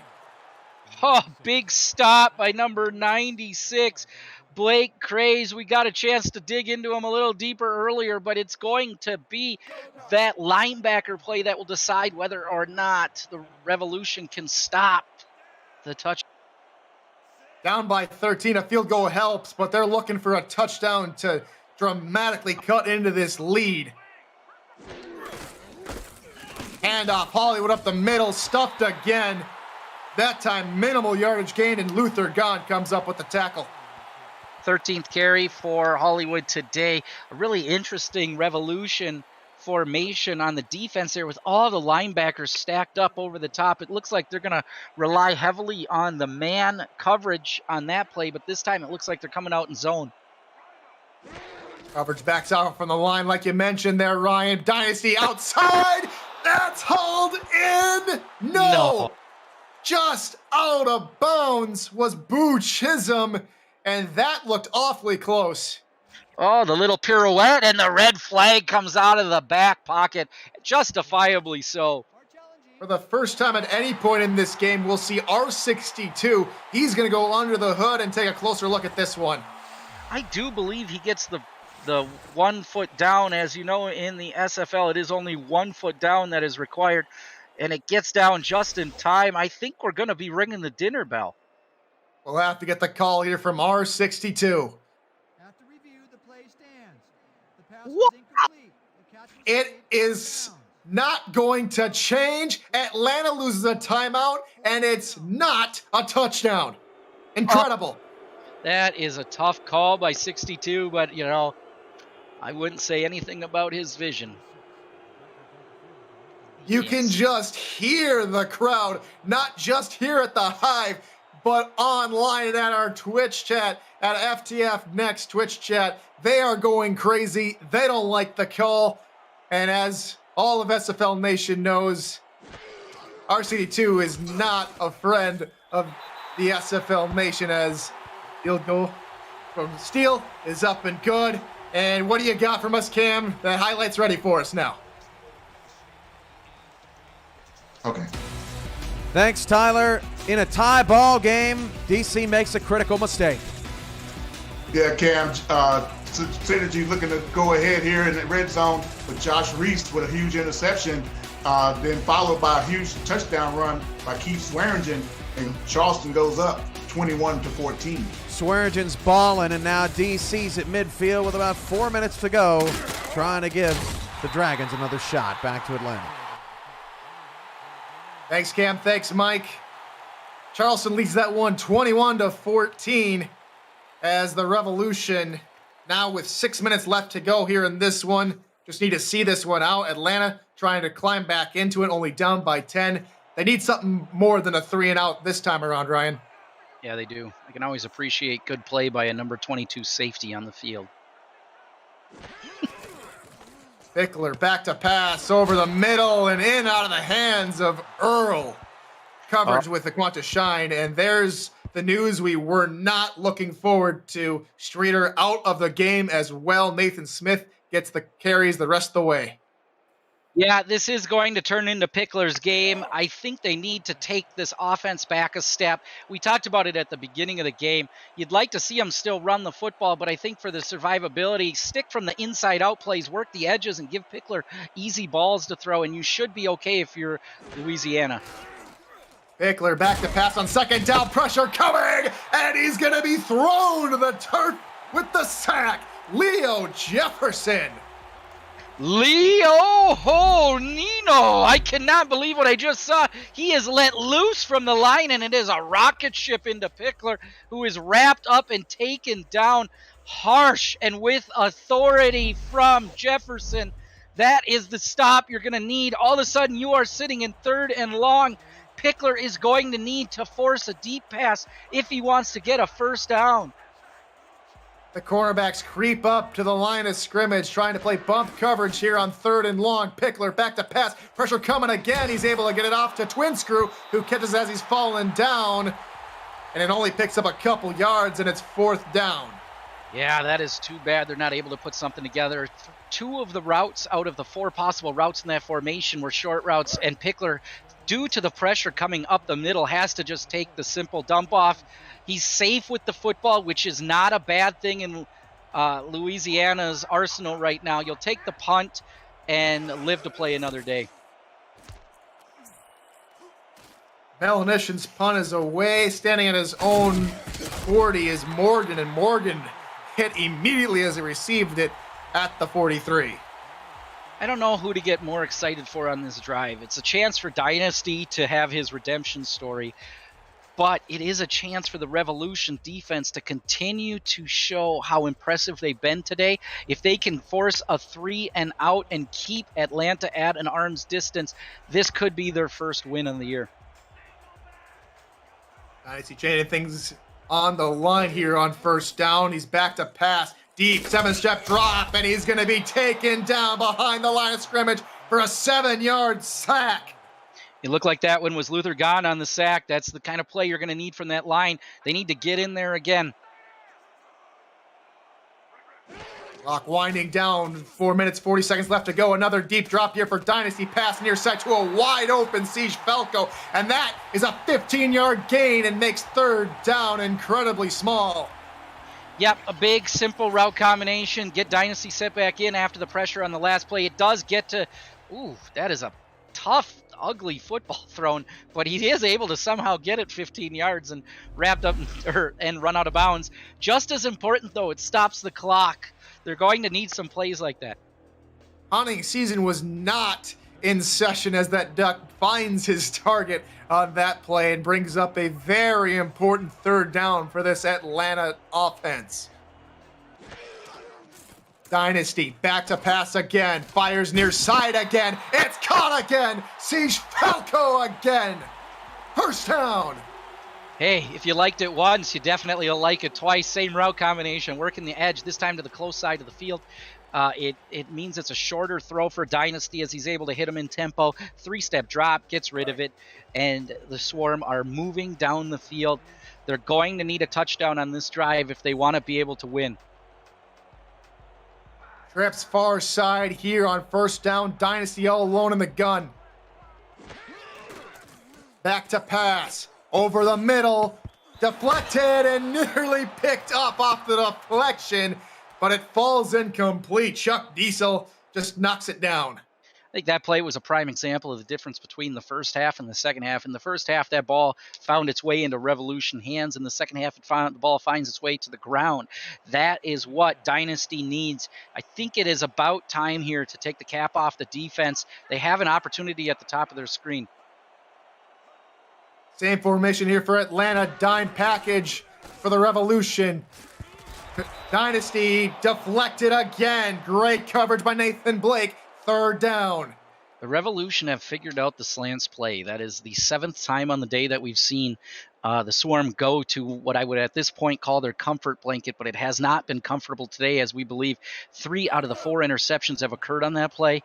And Louisiana is just sitting in the lanes and knocking that football down. Cover 0 here for the Revolution, playing very aggressive defense on third down. Dynasty over the middle, caught, but it's short of the first down. Jamal Wooding hauls it in. It's 4th and 2 on the 30-yard line. Ryan, go for it or kick the field goal. Well, that's a decision I don't have to make, but Mark Chisholm's going to have to make it. I believe you take the 3 points, though, in this case, because you're going to trust your defense. With Streeter out, there's still plenty of time left on the clock.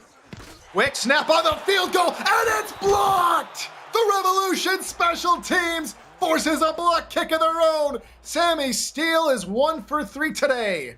Oh, it is a tough game for Steele. That ball is snapped. It is down in time, but it's just slow in order to get down before the defense can get there to block it. If you're Louisiana, I think it's time.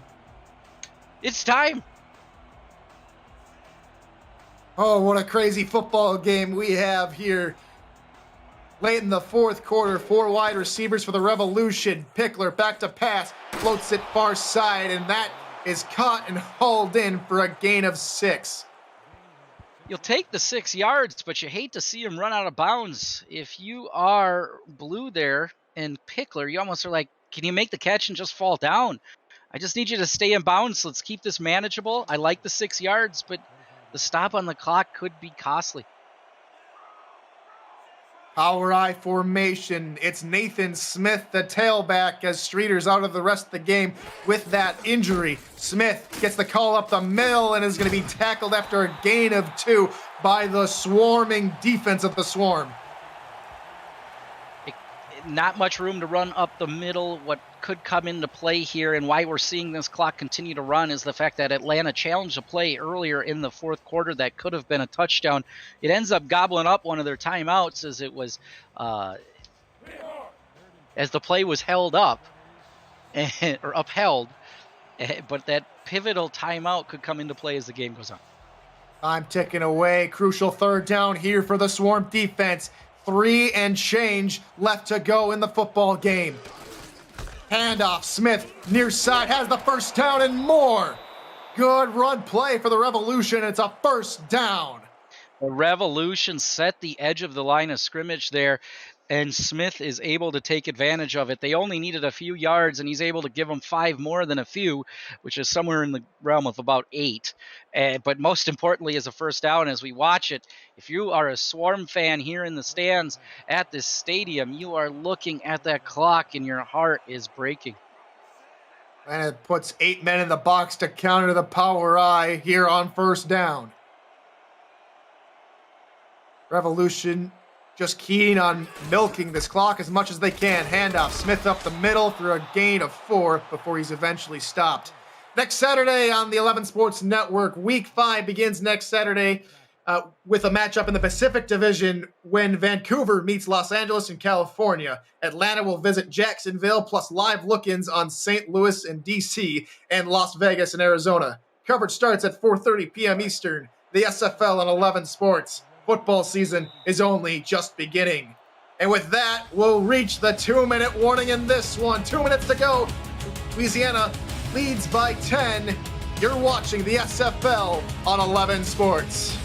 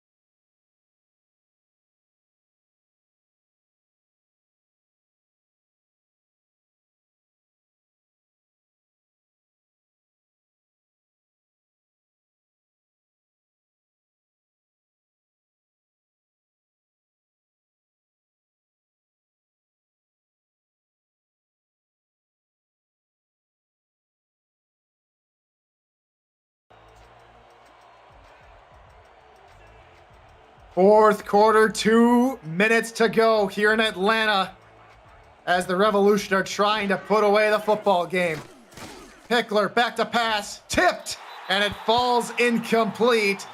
Great play there from Moose Papineau, trying to do what he did last week, and that pick last week setting up the win against Queen City. They need something like that again this week here, Ryan. Yeah, they're going to need a flashy play here to close it out. If I am Louisiana, I think I just run this football, make them use one of those timeouts in order to stop it, see if you can maybe get 3. Atlanta's going to jump offside here, and that's going to force a penalty. So we'll have to replay third down, and it'll be 3rd and short upcoming. Hey, I don't know if you are sitting at home and you are new here to the SFL. Take a look across the ticker at the bottom. We've got the spread for this game. which is not going how we thought. But that under-over, if you're an under-over follower, you are staring dead at that number. And this drive is absolutely important. Over and under at 51.5, current points at 50. You're a gambling man. You're crossing your fingers, crossing your toes, rubbing your lucky charms, trying to keep it there. Power I on 3rd and 1 here for Louisiana. Nathan Smith calling the outside. Is tackled in the backfield by Louisiana. And with that, we're going to send it to SFL headquarters as the great debate between Charleston and DC has reached a fantastic finale. Thanks, Tyler. Mike, DC ties it, and then Buchanan Simons does this. Yes, Cam, just when we thought we were looking at overtime, Buchanan Simons, the big play receiver for Charleston, 70 yards from TD Drew, touchdown. Charleston wins it late, 28-21 in a thriller. DC even had a chance to tie the game on the last play and got tackled in Charleston territory. Predators are 3-1. A fantastic ending to that game, and this one should be no different. Atlanta down by 10, a minute 43 left to go. Ryan, they need everything to go right and need to get a touchdown in a hurry. Yep. Atlanta's biggest plays have come quickly, and both of them have been pivotal. We'll see if they can get one more here on this drive. Dynasty, pass over the middle, caught by Siege Falco with a blocker to guide him down there. Gets away from one, gets away from two. He's still going all the way on the opposite side of midfield. God! That's Siege Falco getting loose. He cuts it up the middle, and he just sheds every single tackler along the way. Even says to the ref, 96, get out of my way, brother, I'm loose. Oh, 43. Siege Falco. Oh, man. The cause are real here in Atlanta. Siege Falco breaks off a nice long reception, and they're in business here late in this fourth quarter. Atlanta did have to use their last timeout on that play. No timeouts remaining. The challenge earlier that resulted in a controversial call by R62 that would have resulted in a touchdown only sees them having 2 timeouts. Stays in bounds. Pass play out there to the receiver is going to be tackled behind the line of scrimmage. Time continues to run. A minute 20 left to go. Another dump off to Hollywood to the outside. Spins away from one. Tackled again in bounds. Clock continues to tick. Throw it deep. I see a bird down across the bottom. You got to get moving. 3rd down. Dynasty. Near side. Siege Falco again. Oh. Caught, but stays in bounds. Under a minute left to go.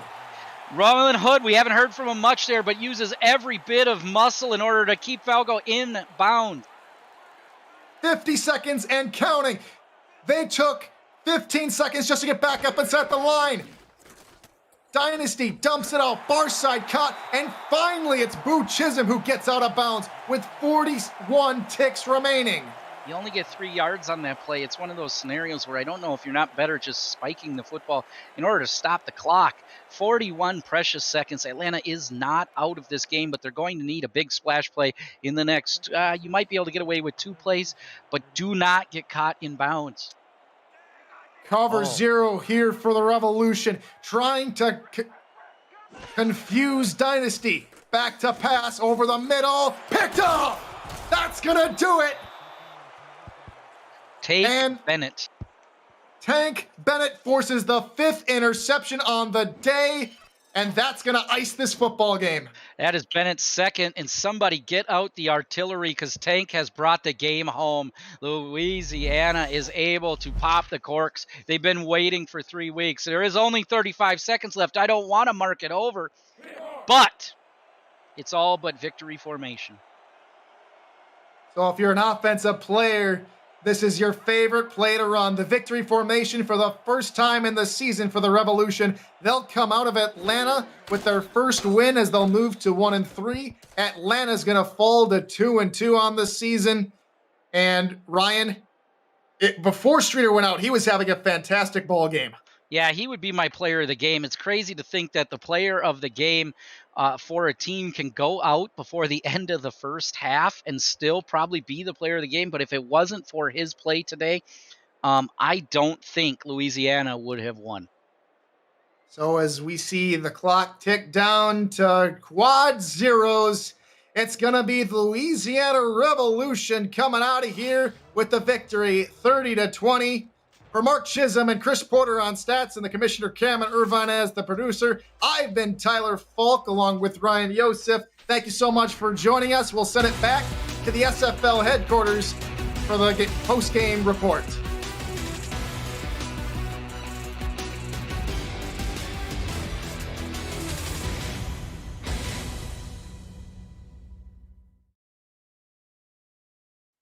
Oh boy, welcome to the SFL's post-game show along with Mike St. Green.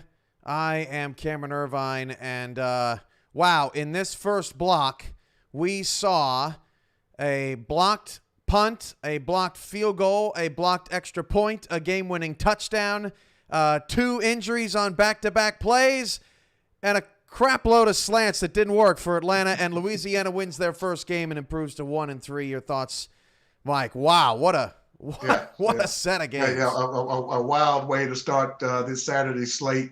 And yeah, Louisiana had to be in desperation mode coming into this game, a division game. They simply could not go down, 3 games in the division, and came out with a great performance on defense. 5 turnovers from Atlanta, created by Louisiana defense. They just seem to have their number today. And one thing I do want to point out, after the Streeter injury, the reserve running back Nathan Smith didn't have a great statistical game, but he did pick up a couple of key big third down runs that kept drives alive and keep the clock moving. Yeah, the 24-yard run that he got on third down, that was huge, and that kept the clock moving. DC's got to be hurting. 0-4. And back-to-back weeks, they give it away right at the end, this time on a bomb. Buchanan Simons is he might be the most fun player to watch in the SFL. Charleston is now 3-1. We regret that we couldn't get you to bonus coverage of that game, but at least we got to show you how Charleston won the football game on the SFL's Twitch channel. That was a wild one. Charleston now 3-1, and their only loss, a last-second field goal to Arizona. They got to be feeling good. Yeah, Charleston with a great performance today. This game pretty much went exactly how I expected. You were going to see a lot of Keith Swearingen. You were going to see a lot of Kevin Say from DC. Swearingen had 163 yards rushing, a couple of huge touchdown runs in this game. But hey, DC, the team that you do not want to play, at least don't come in taking these guys lightly because they're an expansion team. They're giving these teams all that they can handle right now. So, hey, hats off to DC. But also hats off to Charleston for pulling out a big win. Well, what's coming up next? We've got a couple of games still left on the ESN slate. We'll be back to preview those in a moment. This is the SFL on 11 Sports.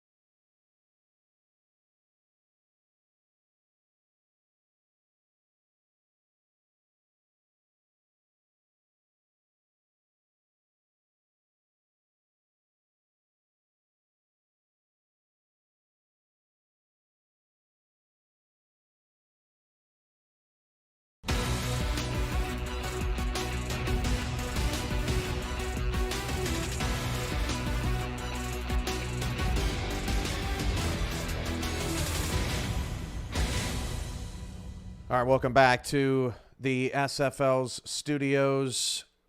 It is pregame live with Mike St. Green. I'm Cameron Irvine. All right, Mike, what a wild weekend to start. Just getting underway here in week 4. Now, afternoon slate begins in Phoenix. What you got? Yeah, a huge game for Arizona here. It's going to be their second home game. They don't want to lose 2 home games in a row after coming off a loss to London. But hey, this is a tough team to get right with. Denver Nightwings coming in with Josh Miller, quarterback. He's 3rd in the league in QBR at 102.5. And hey, here's a stat for you, Cam. He has 0 sacks through 3 games of the season, so they're keeping this guy upright. And they also have the leading rusher in the league, Jared McChesney, 507 yards, and he also leads the league in 5 rushing touchdowns. So it's going to be a tough game for Arizona coming in, at home at the Desert. Los Angeles and Florida also on the SFL's Twitch channel in full, and that's a big one. 3-0 LA, 2-1 Florida. A lot of people on the LA bandwagon, but don't sleep on those 3-time champs. How do you see that one playing out, Mike? Hey, I'm looking at it for an explosive matchup in this game. 2, dynamic offenses. Sully Richardson, quarterback of the LA Lycans, 9 touchdown passes so far.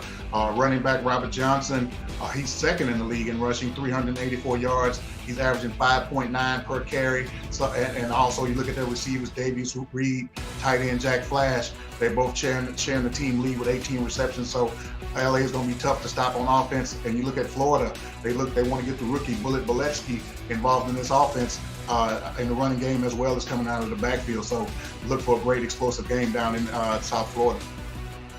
All right, it's all coming up next on the SFL and 11 Sports. Arizona and Denver kicks off in a couple of minutes. You're watching the SFL on ESN.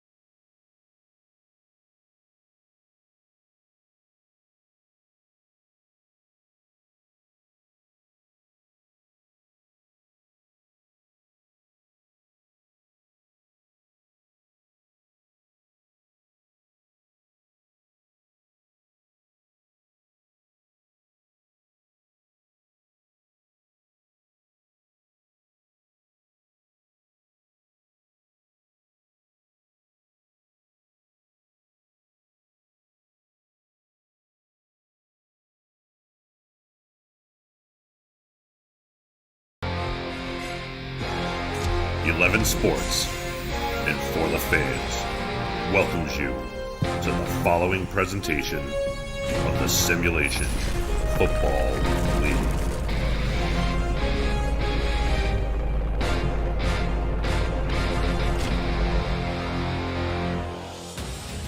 It was 1863 when the U.S. Congress made Arizona a U.S. territory. We're here in Phoenix today for Simulation Football League action between an undefeated Denver Nightwings team and the hometown Arizona Scorpions. You are looking at downtown Phoenix. I am Andy Hamilton, and joining me in the booth is Gerald Giudice. Gerald, quite the battle today.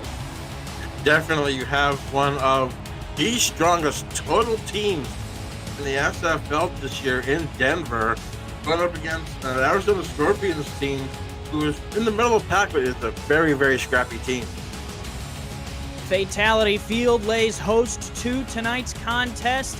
Denver comes in strong on the defensive side with one of the best running backs in the SFL. Arizona, a stingy team known for their defense, looking to sting the Nightwings here at home. Gerald, they have their work cut out for them. Oh, Arizona definitely does. You talk about a Denver defense that's in the top 10 of 9 to 10 categories, top 5 and 8 of 10, and top 3 and 7 of the 10, with the leader in 4. That's going to be a tough sledding for the Arizona Scorpions offense today. 4 total games between these two franchises. Denver holds the lead 3-1, but this is their first time playing in Arizona. The last time they were the away team in this series, it was in Oklahoma. They played as the Oklahoma City Renegades before moving to Phoenix to become the Arizona Scorpions. So Denver makes their way down this evening to take on Arizona. They will start with the football on offense. Stephen Hacker and Mark Mello running the stats for us. Cameron Irvine producing the game behind the scenes. 11 minutes on the first quarter clock. Put the scores at 0, and we are underway from Fatality Field. Deep kick will be kneeled down in the end zone, and Denver will start at their own 20. And Gerald, it is the Jared McChesney show. Oh, Jared McChesney is having a season of seasons, #1 in carries, yards, and touchdowns, having a tremendous season so far. 507 yards in the first 3 games. Arizona with some beautiful all-red uniforms and white helmets. Denver is wearing white with the black helmets and pants today. Here is the toss to McChesney out of the backfield on first down, and he picks up 7 to start this game off. Let's run you through this Denver offensive stars. Josh Miller is the quarterback. Giacomo Jones, Bryce Battle, Riley Quintero are the receiving threats, along with Jeremy Mosley, the tight end. R.E. Mills and Jared McChesney make up the backfield. Gene Benazzi and D'Amico Ryans, the star guards here for Denver. They play a big impact in the run game. 2nd and 3, McChesney bottled up and dropped. It's the Hall of Famer Eddie Gage who's right there to make the play.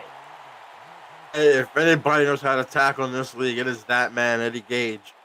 Coming into today, and it's just mind-boggling, 1,272 tackles for his career. What an amazing career. Here is Miller's 3rd and 3. McChesney stood up and won't get to the line to gain. Gerald, that's a big stop to start this one off for the Scorpions. Oh, definitely. There you have an offense that's been running roughshod over the SFL. 31 points a game. So a 3-and-out early for this Arizona Scorpion defense is key. Defense for Arizona is going to have to play McChesney all night. It's a tough battle on the first opening drive. They go to him 3 times, and he can't get it done. That is huge for Arizona, as they will get the ball to start their opening drive of their offensive side. Kick is returned from the 35 out to the 38, and Arizona's offense comes out for Denver. Gerald, keys to the game. They have to trust McChesney to give him more carries. Plus, they're using him in the reception part of the game, so I like that. They need to protect the ball. They have no turnovers in the game. And Arizona, who's right now at -3 for the season, they need to take advantage of their turnovers if they get any. Scorpions coming off a loss last week to London right here in this building. Jackson, pressure in her face, fires, nearly picked off. She was trying to find Jacob McCall across the middle. That's a righteous Pelican there with the stop. A little bit of pressure in the face of Ashley Jackson early. And if she needs to settle down right off the start here, just get some little bit of completions, maybe 2 DJ Moses, maybe one more call, or even the Hands brothers. Try to settle herself down here to keep these drives alive during the game. She is facing a very tough defensive unit on this Denver side. Give here, first one of the day, up the middle to Moses, DJ Moses the second. Picks up 6 yards. It'll bring up a manageable 3rd and 4. Echo Love there on the stop. And DJ Moses, I think, is going to be a big key to this offense here. I'd like to see them establish him and then maybe get the secondary here to bite on a play action. Here is some man coverage. Jackson throws, and it's incomplete. Nice deflection there on the Denver side of the field by Matt Papanow, the cornerback, and that will take Arizona into punting formation. Matt Papanow, no stranger of getting has his hands on that football. He already has 1 pass deflection this year, which is amazing, but he has 19 now for his career.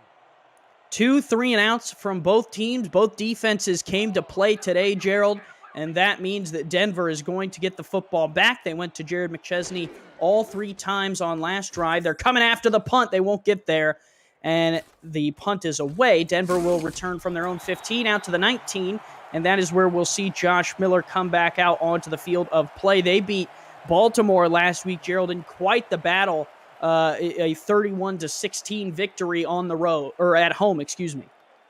And Josh Miller just having a year. He had 30 of 37 for 304 yards, 81% completion percentage. And we'll get to his completion percentage for the season later on in this game. Split backs to start here on 1st and 10. McChesney with a caveat up the middle. McChesney! He's off to the races, and he will be dragged down from behind at the Arizona 38, but on one of his first couple of runs of the game, and he breaks that one off. Iverson Gamble saves a touchdown, but look at the hole, and you have just an amazing block there by R.E. Mills, R.E. Mills is probably one of the most underrated fullbacks that we have in this league. Just makes a great block there and just let McChesney just run for 43. What a run. Iverson Gamble ran him down here at the 38, and that means Denver moves the chains, flips the field, but does not have any points on the board just yet, all because of Gamble. They give to Mills, and he gets walloped, but does pick up 4. They use him a lot, Gerald, in the pass and the run game, but this year, a prolific receiver in his career, 51 receptions. Like I said, R.E. Mills, just an all-around great blocking back. Don't let these blocking backs win. Like you said, 51 receptions for his career, leading the categories in all the categories you see right there. Flip out here. McChesney stood up and dropped. Will bring up a 3rd and 2. That was similar to how their opening drive ended. They will now face 3rd and short again, Gerald. I'm not a fan of the wide screen pass to McChesney. McChesney is such a great north-south guy. I'd like to see him that pass be a little bit more closer to maybe the tight end and not have him go so deep toward the sideline. Split backs here on 3rd and 2. Mills on the right. They will give to McChesney, and he is stood up and dropped. Not going to get to the line of scrimmage. Right there to meet him was the rookie Max Knight, 2nd-round pick. Max Knight coming up huge, and I mean literally huge. That's a for that big stop boy. On 4th. That's a big boy. 4th and 2. Great stop here for Arizona to really bottle themselves up there after that big long run by McChesney here to have them settle for a field goal.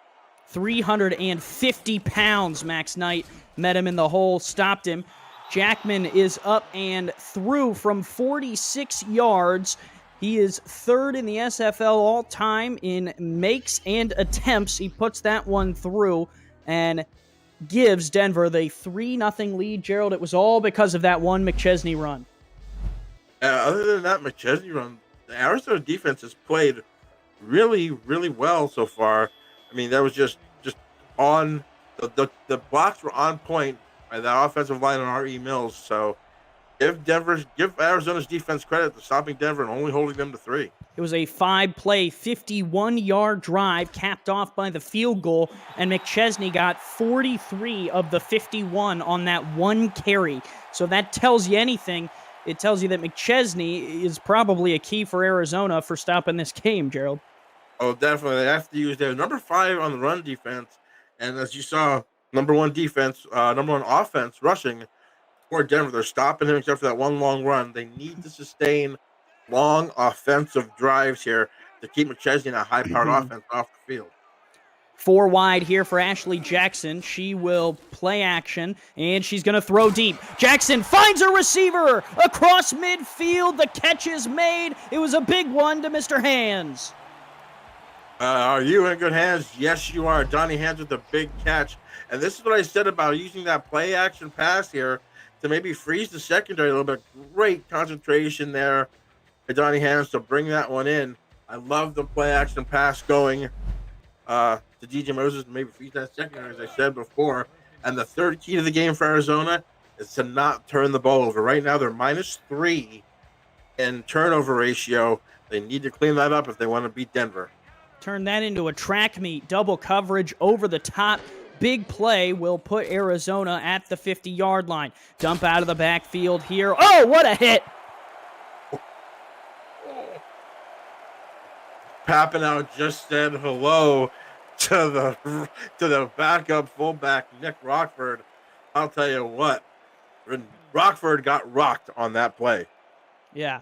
That was the exact same thing I was going to say. He got rocked, and he's in the lineup again. Offsides will be a free play here for Arizona. They'll flip it to Moses out of the backfield. Moses with the first down yardage, and it is a dealer's choice here, Gerald, whether you accept or decline.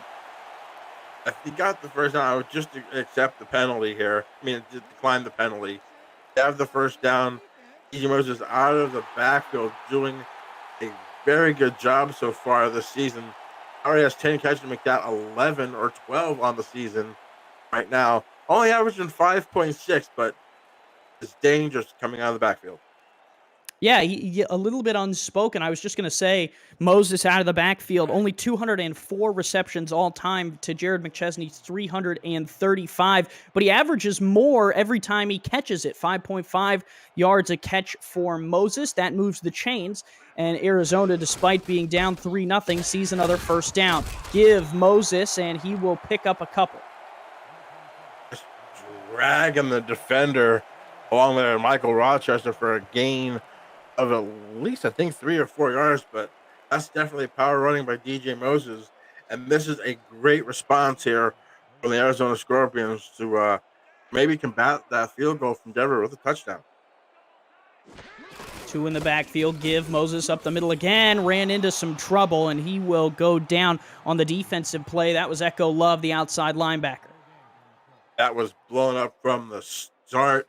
The offensive line got pushed back into DJ Moses, so it's going to bring up a 3rd and 6 here. I'd like to see them maybe get a couple more yards, get in field goal range here for Larry Barr, but Larry Barr has a leg, as we saw earlier in the season with a 50-yarder. Rookie free agent. Let's see if they can get in room for him. Jackson to throw, fires into coverage, and it's batted away, incomplete. Maurice Lloyd, who she got the better of on that deep ball, comes back and redeems himself to end this drive at the Denver 36. That's a real good stand there by Denver after that big play here. Both teams have had a big play, but then have stalled inside, but it looks like the punting is going to try to pin them deep. Brian Clouds on to kick this one away. 6 foot 215 will put the boot to it. Denver came after it. He got it away. This one angled inside. Will bounce at the 6 and out of bounds at the 3. Beautiful punt from Mr. Clouds. What a special teams play for Arizona. Wow, what a punt there by Brian Clouds. Puts them inside the 5, and that, to me, is one of the most beautiful things in football, is that coffin corner punt. I hate it when they start punting it in the middle of the field, and it just seems like nothing good happens. It always takes that weird bounce to get away from somebody. But what a play there by Brian Clouds to flip the field. 4-4 for Arizona. Give McChesney left side with blockers. Ooh, got rattled down, went back inside. I thought he was going to have room if he went outside, Gerald. Yeah, I'm surprised he cut it back inside, and B.J. Loveless just plugged it up. That was going to be for a big, big run, but only held the 5 to make it 2nd and 5. 2nd and 5 from the 7. Need to get outside their own 13-yard line to move the chains. Give McChesney. McChesney threw 1. McChesney threw 2. And he's out across the 20 to the 21 with some power running. Look at that, averaging 12 yards a carry right now. And just watch him just put the shoulder to number 55, Echo Love. Comes and puts the shoulder on. Finally, it looks like the backup outside linebacker, Nick Butkus, comes up with a tackle, but that's just unbelievable power running and not wanting to be tackled by Jared McChesney. Huge run will set them up at their own 21-yard line, give them a little breathing room out of the shadow of their own end zone. Split backs here, Miller under center, and they will give to Mills, and he is dropped right in the backfield. Let's run through this Arizona defense for you. Defensive linemen are Dede Sack and Mark Mello, who's running the stats for us. Alex Constantine and Mac Knight on the defensive line as tackles. B.J. Lovelace, who made the tackle there. Joey Tropicana are the linebackers. Iverson Gamble, Parker Thomas, and Everett Garrison are the cornerbacks. Bernard Smith IV and Eddie Gage are the safeties. Miller to throw on 2nd and 10. Out to McChesney out of the backfield, and he picks up a solid 7. Solid 7 yards. And so far, this amidst very fast-paced first quarter, there has yet to be a negative play. You see, like I said, right there is what I mean. They needed to get him a little bit more inside the numbers here with that pass. Room to go to the outside and maybe be able to break a tackle and use that speed. And it brings up a very manageable 3rd and 3. .240 to go here. 3rd and 3 faces this Denver Night Wings team, trying to move the chains. Here is Miller to throw. Pressure coming. Miller has to unload, and it's caught. McChesney again. A very similar play. Nets them first down yardage. Ball was thrown a little bit behind him, but was able to make the adjustment and get that first down. And McChesney has been a big factor here for the offense in the first quarter for Denver. That will set them up with a new set of downs here. Looking at a 4-3 defense for Arizona wearing red. Denver in white will give McChesney. Sidecar left. McChesney will pick up 8. Just some strong power running here out of McChesney. Looking a little bit like Adrian Peterson there, Gerald. Yeah, just unbelievable. Just north-south, I think he's probably one of the better runners in the SFL, and he just loves to put that shoulder down. And he's definitely not afraid to make the first contact on a defender. Veteran in the league, has won a championship here with Denver. Still running and touting the ball. They'll give it to him. Oh! Walloped in the backfield. Oh, baby! Joey Tropicana, and McChesney just now peeling himself off the ground. Yeah, Tropicana with the squeeze right there on that run play. Absolutely just blew by Ari Mills. Didn't have a chance to block him. It brings up a 3rd and 3. 3 yards needed. Miller in the shotgun. McChesney to his right. He fires. Caught right across the middle. The open receiver is Jeremy Mosley. Great. Using the tight end there to get to the midfield stripe. And this is what Denver has so many different weapons to go at. You don't know who to cover. The one play they'll go to Mosley. One play they'll go to Quintero. Then you have probably Giacomo Jones, probably one of the underrated wide receivers in this league. Split backs here on 1st and 10 from midfield. They give McChesney again. Oh, and he is hit. The Arizona defense, Gerald, starting to tee off here. An unbelievable tackle there. Again by number 51. Nick Butkus is just having a tremendous day right now in the first quarter. But man, what a hit. Trips tight, top of the screen, bump out of Arizona. Miller to throw, slings underneath, caught. Mosley again. That'll pick up 5 or 6. It'll be 3rd and 4. Mosley, the only receiving threat, Gerald, today, besides Jared McChesney, who's caught a pass. Jones' battle and Quintero have yet to be targeted. That was a great coverage there by Joey Tropicana, who also proved that he can also cover as well as hit. Miller in the gun. McChesney to his left. He's going to throw it. Pressure coming, unloads across the middle, and it's just out of the reach there of the receiving threat battle. And that will bring up 4th down when we come back. End of the first quarter. Denver on top 3-0 in a defensive battle.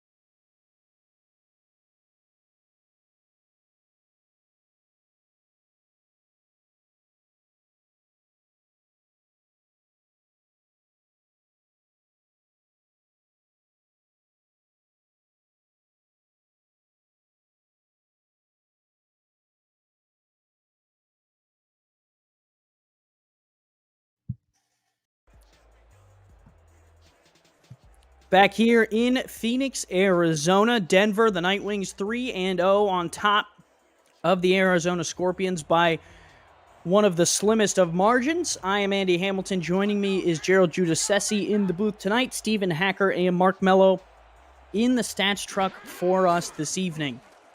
Denver punting away. The Arizona Scorpions defense gets another stop. This one will bounce at the 5, bounce at the 3, and Lily Long, a beautiful pin herself, will put this one at the 5. Nice special teams play for Denver.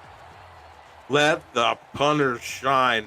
Another beautiful punt down at the 5. Denver on top of this series 3-1. Arizona hasn't won since they were known as the Oklahoma City Renegades. And back then, Denver was also the San Antonio Vaqueros. So new names, new faces, new places. And Arizona trying to hang in here. Moses up the middle will pick up a yard. Echo Love there with the stop. You see the temperature right now. Beautiful, sunny with a little bit of a breeze out from the west. Great football weather if you're a fan. Warmer than some of the other climates around the United States these days. And if you are in one of those climates, we hope you are warm and comfortable watching SFL football. Moses! Oh, he was almost dropped for a loss of 3. Ends up getting back to the line of scrimmage there, Gerald. Michael Rochester just knifed through that line and almost tackled him at the 1, but somehow manages to gain a yard or maybe even get to the line of scrimmage. It brings up a 3rd and 9, and they are in the shadow of their own goalpost. Split spread here for Ashley Jackson. 2 back in the backfield. She will give Moses up the middle, and he will only get a yard, if that, and it'll bring up 4th and 9. Real conservative play call there by Eddie Gage for the offense. I don't know if they were worried about a turnover that deep in their own area, but it's going to bring up Brian Clouds once again here. Not going to pin him inside the 5 this time, but let's see what he does here on the punting. Don't speak too soon. We don't know how strong that wind is. Kick is away. Just kidding. Kick is away. It's a short one. Denver will bring this one out to the 35-yard line. And, Gerald, the one thing I was going to say is conservative almost plays to what you want to do as Arizona, which is control the clock, right? This Denver offense, with how good they are, you want to give them less possessions with the ball. Oh, definitely. They can definitely strike quick with the receiving core that they have, or they can just run over you and just milk the clock with McChesney. So you pick your poison with this Denver offense. And to hold them to 3 through the first quarter has to feel like a win for Arizona to be still in this game. Here's Miller to throw. That's his first completion to a receiver not named Mosley, and the catch is made by Giacomo Jones for first down yardage. Giacomo Jones, the first catch so far. Josh Miller, 6 of 7 right now for 49, 7 of 8, for 49 yards. And him just playing lights out so far with his accuracy this season so far. McChesney, 13 touches for 96 yards already. They'll play action to him here. Miller across the middle, out of the outstretched arms there for Bryce Battle. Could not connect. It'll bring up 2nd and 10. That was actually a smart pass by Josh Miller. Yeah, it fell incomplete. But if that ball was thrown inside a little bit more, there was a defender, I believe that was B.J. Lovelace, just waiting to pick that ball off. So great play there by the veteran Josh Miller to throw it only to where his receiver could have a chance of getting it. Arizona going to play some man defense on the outside. We'll see how it does. They give to McChesney up the gut. McChesney is tackled. Pickup of 4 will bring up 3rd and 6. Arizona an opportunity here to get off the field with minimal damage if they can get a stop. Edie sacked with the tackle is once again, McChesney's just absolutely hammering the linebackers. That time, B.J. Lovelace was the one that got knocked to his backside. They like to throw little arrow routes here. Some slants are coming. The catch is made, complete across the middle there. Riley Quintero, the rookie, with a catch down to the 8. Great confidence with the rookie across the middle there to get him first down and goal inside the 10. This is where I love to see maybe a play action to hit Riley Quintero on maybe an out or even hitting Bryce Battle with a post route here. I think using McChesney as a decoy would be really good here. No receivers on the field. They give McChesney up the gut. He'll pick up 4 or 5, and it'll be 2nd and goal from the 5-yard line. McChesney already 10 carries here with 75 yards, 7.5 yards to carry. And that's just going with Benazzi and Ryans being one of the 2 elite offensive linemen here in the SFL. 3 backs in the backfield. Mills right in front of McChesney. They will give McChesney left side with an escort to the end zone. Touchdown, Jared McChesney. Gene Benazzi walked him in, and McChesney puts 6 on the board for the Night Wings. Just as we were talking about that offensive line, Gene Benazzi comes out with a great block, just pulled. There was no way that McChesney wasn't going to score there. I think even being a defensive tackle, I could have scored with that blocking up front. But great response there. Denver holds Arizona and then puts it in the end zone for 6. 6 plays, 35 yards only. That was a poor punt there, Gerald, which set up Denver with good field position. Ends in a 5-yard rushing touchdown. Some great blocking from these 2 guards, which helps spring McChesney into the end zone. Jackman adds the extra point, and just like that, 10-0 Denver.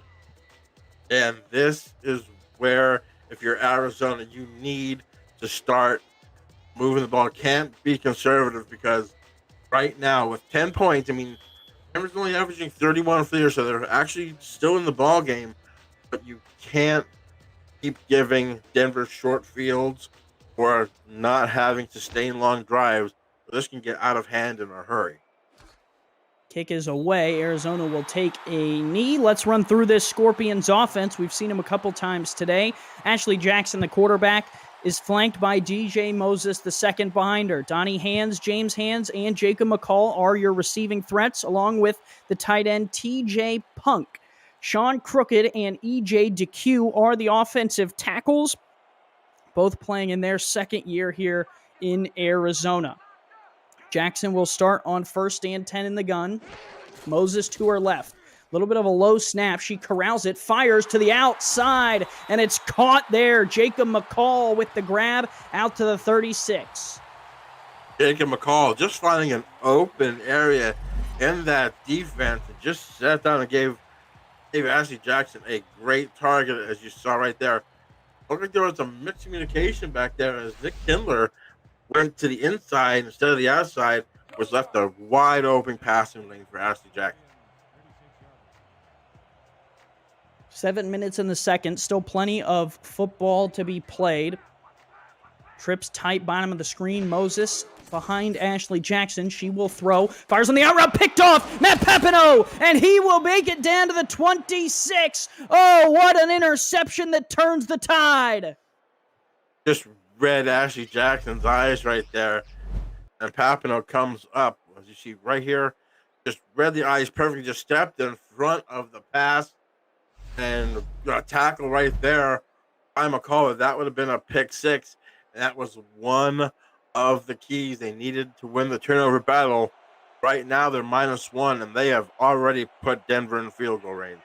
One thing you can't do is stare down your receiver. Ashley Jackson throws an interception, and Denver set up immediately with good field position. Mosley, a catch over the middle, all the way down to the 15. Just like that, Denver's knocking on the door again.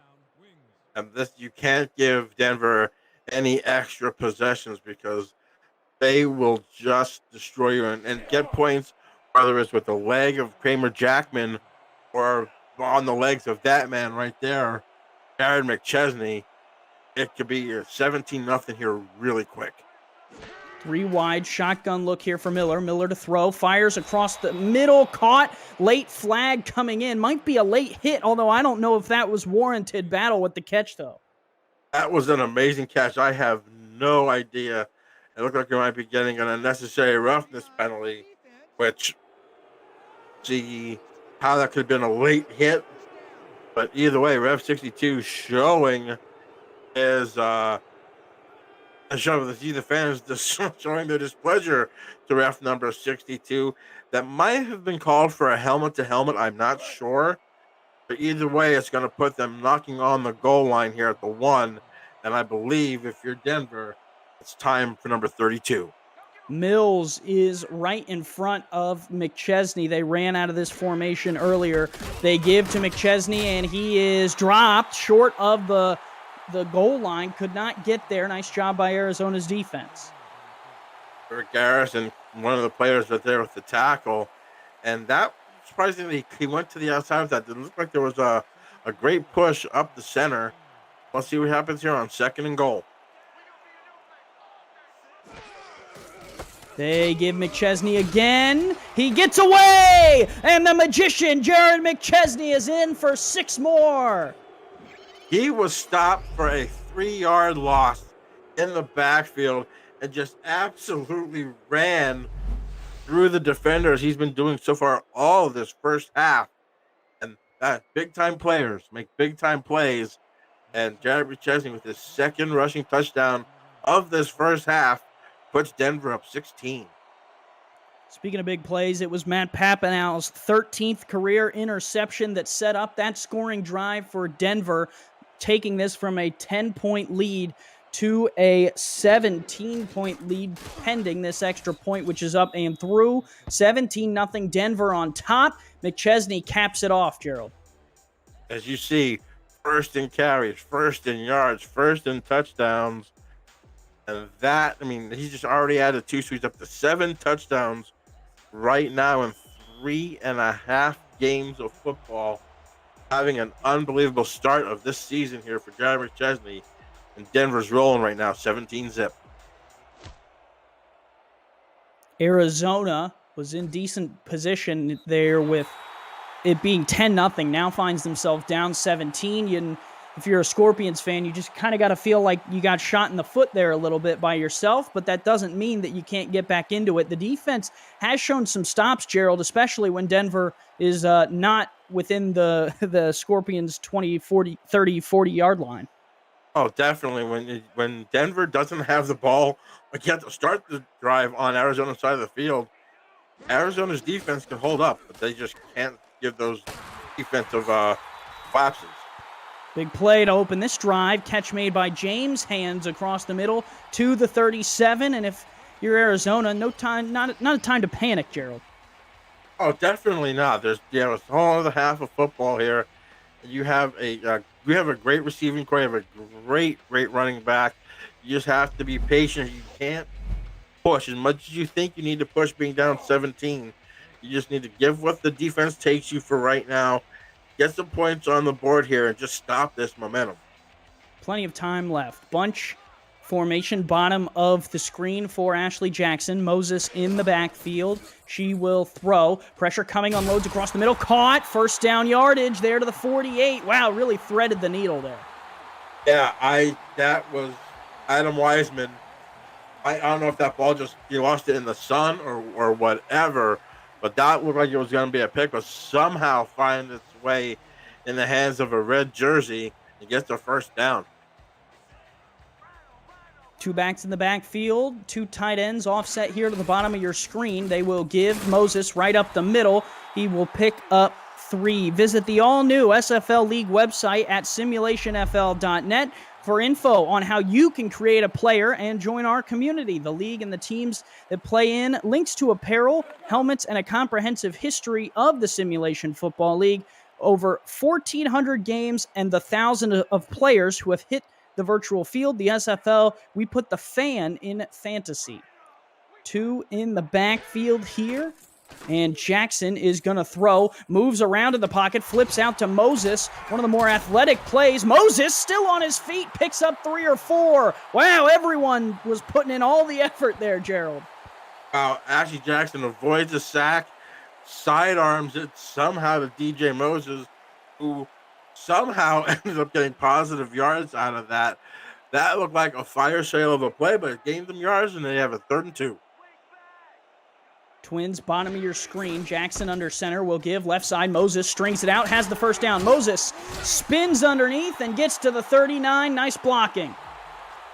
Great blocking there by into Q, but I think the spin move was unnecessary. If you would have just broke that out to the outside a little bit more, you probably would have got to the 30, maybe to the 25. But either way, this is probably one of the best drives that Arizona has had so far in this game. I think every spin move is necessary, Gerald. There are no unnecessary ones. Give to Moses. See, should have spinned right there. Well taken, Andy.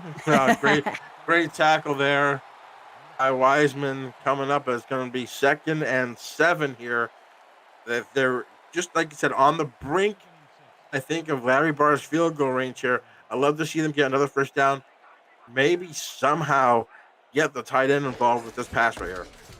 They will give off the left side, and that is good to take him down to the 29. DJ Moses in there again. Coming up on the SFL halftime report, Cameron Irvine and Mike St. Green analyze the first half, provide updates on Los Angeles and Florida, and we'll have the top 10 plays from week 3 all coming up on the halftime report. But before we can get there, we have to take a small break for the 2-minute warning. You're watching the Simulation Football League on 11 Sports.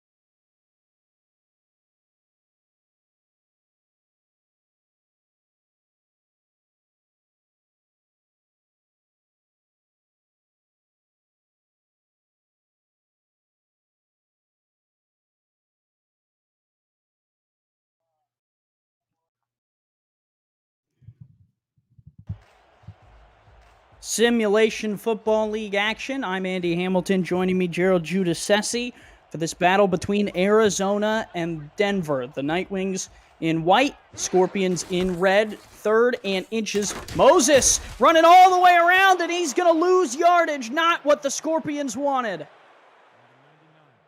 No, that was definitely not what the doctor ordered.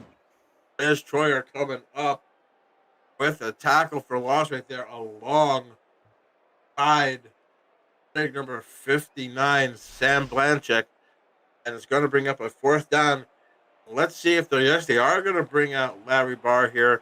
It's going to be, it looks like a 49. Oh, it looks like it's going to be a 51-yarder here. Des Troyer, 4 sacks, 2 of them last week. I would run away from him too if I were in the backfield, but that's not saying much. Larry Barr on 7 of 8 this year, his rookie season, 87.5% kicker. Going to try a long one. Snap down, hold is good from the left hash, kick up and on the way, and it is good. Larry Barr nails it from 51. His 2nd field goal from 50-plus on the season. Great response, even though it was only worth 3 points here. We were talking on the break.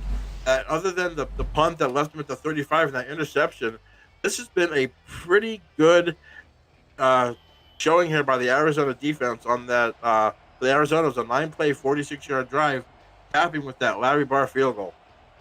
Yeah, and that keeps Arizona in this game. Down by 14 is it doesn't look promising, but when you really consider how the game has gone for the Scorpions, only down 14 isn't bad. This return is good for Denver, but it was Larry Barr, Gerald, who has been an impact player for the Scorpions. Back in week 2, you want to talk about pressure here. You're looking at a 50-yard field goal here with 3 seconds left to go against a great Charleston team here.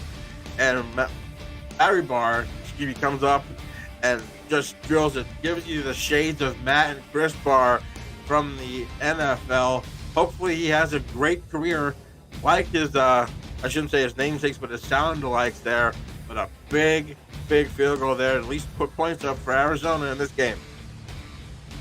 Yeah, and from 50-plus to rookie season, only his second game in the Simulation Football League. I mean, what a kick from Barr. And not often, Gerald, are we highlighting the 2 kickers as impact players. Kramer Jackman on the Denver side, one of the top 3 kickers in SFL history. So, for Barr as a rookie to be going toe-to-toe with Jackman, pun intended, definitely interesting and definitely something to keep an eye on as this game plays out.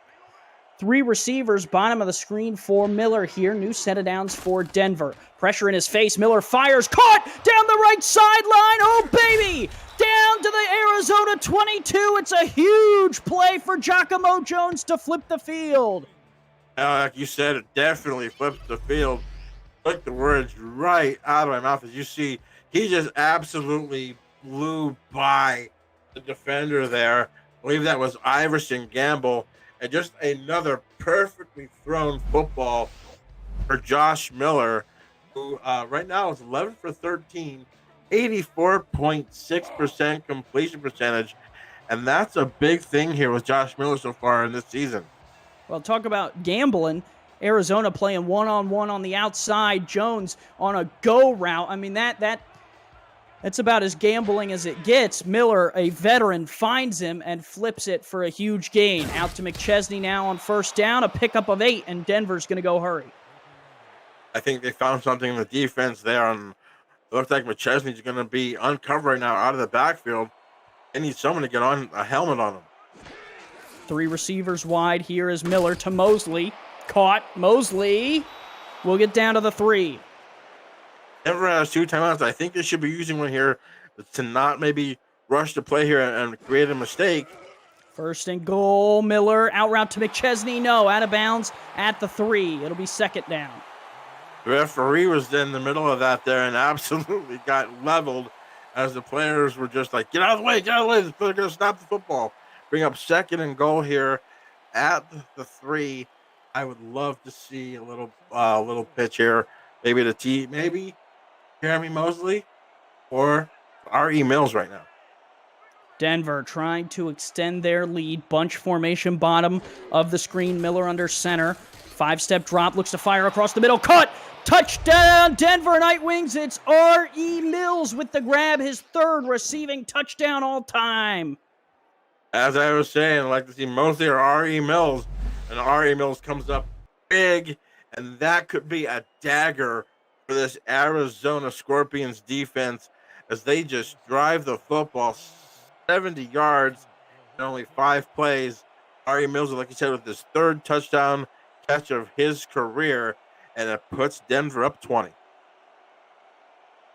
You won't want to miss the halftime report with Cameron Irvine and Mike St. Green. They'll break down the first half information from our other games and top plays from last week.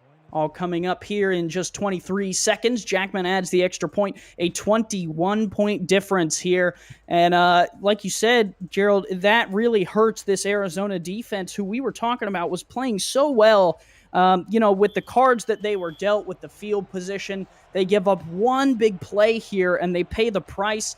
And potentially the Scorpions having to go in down by 21 is a lot different from having to go in down by only, 13 or 14. Return here for the Scorpions out to the 19-yard line, and I think they're just going to give it to Moses a few times. That would be the smart thing. I mean, they really haven't had any big glaring mistakes. It's just the 2 plays that you can look at, or actually 3.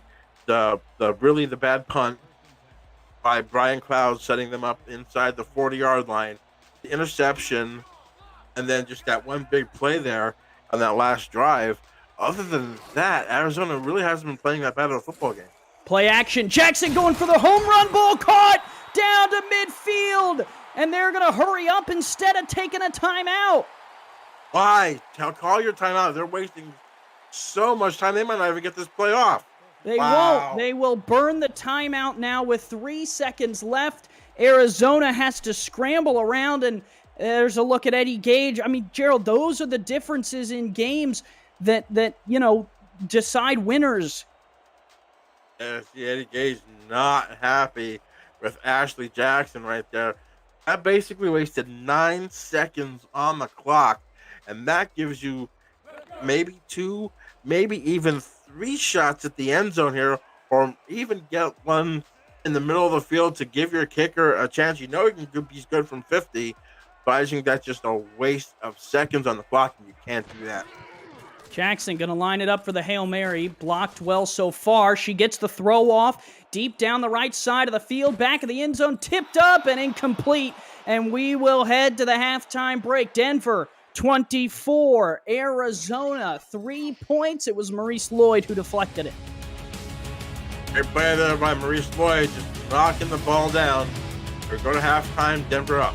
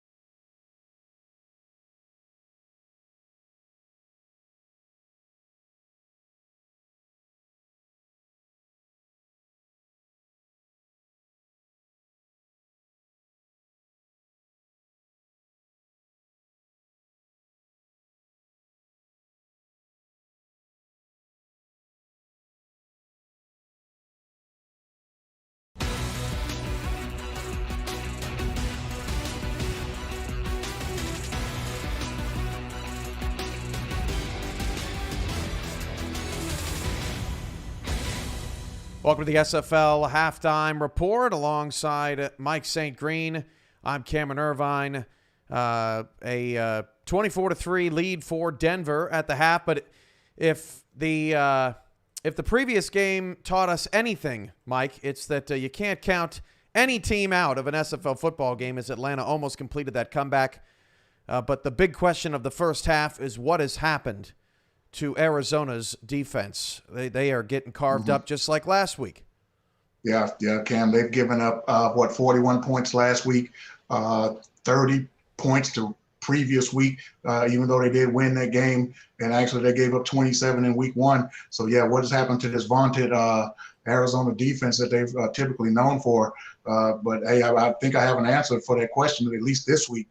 Is Jared McChesney, to me, the early candidate for league MVP. This guy's all over the field today, over 100 yards rushing, a couple of touchdowns, to add to his league-leading total of 7 at this point. And Denver just keep rolling along right now. They've made the plays in the first half, Mike. The McChesney getting out of the 3-yard loss at the goal line, the interception by Papineau. They've just the long bomb to Giacomo Jones. They look like a team that's a well-oiled machine right now and unstoppable. So how do you stop them if you're Arizona? Well, Arizona did have some bright spots. They had a couple of plays, big plays of Donnie Hands in the first half. They just couldn't cash them in. They've been kind of playing the field position battle where they've been, been behind their side of the 50 most of this first half. But this has been a battle, going to come down to a battle of the front sevens right now. Yeah, Denver's winning it, but I believe Arizona is possibly capable of getting back in this game if they could get a couple of quick, stops and a couple of quick scores. We'll check in on Florida and Los Angeles in a little bit, but first we have, as we do every Saturday here on 11 Sports, we have our top 10 plays from last week. If you missed any SFL action from last week, you won't want to miss these plays.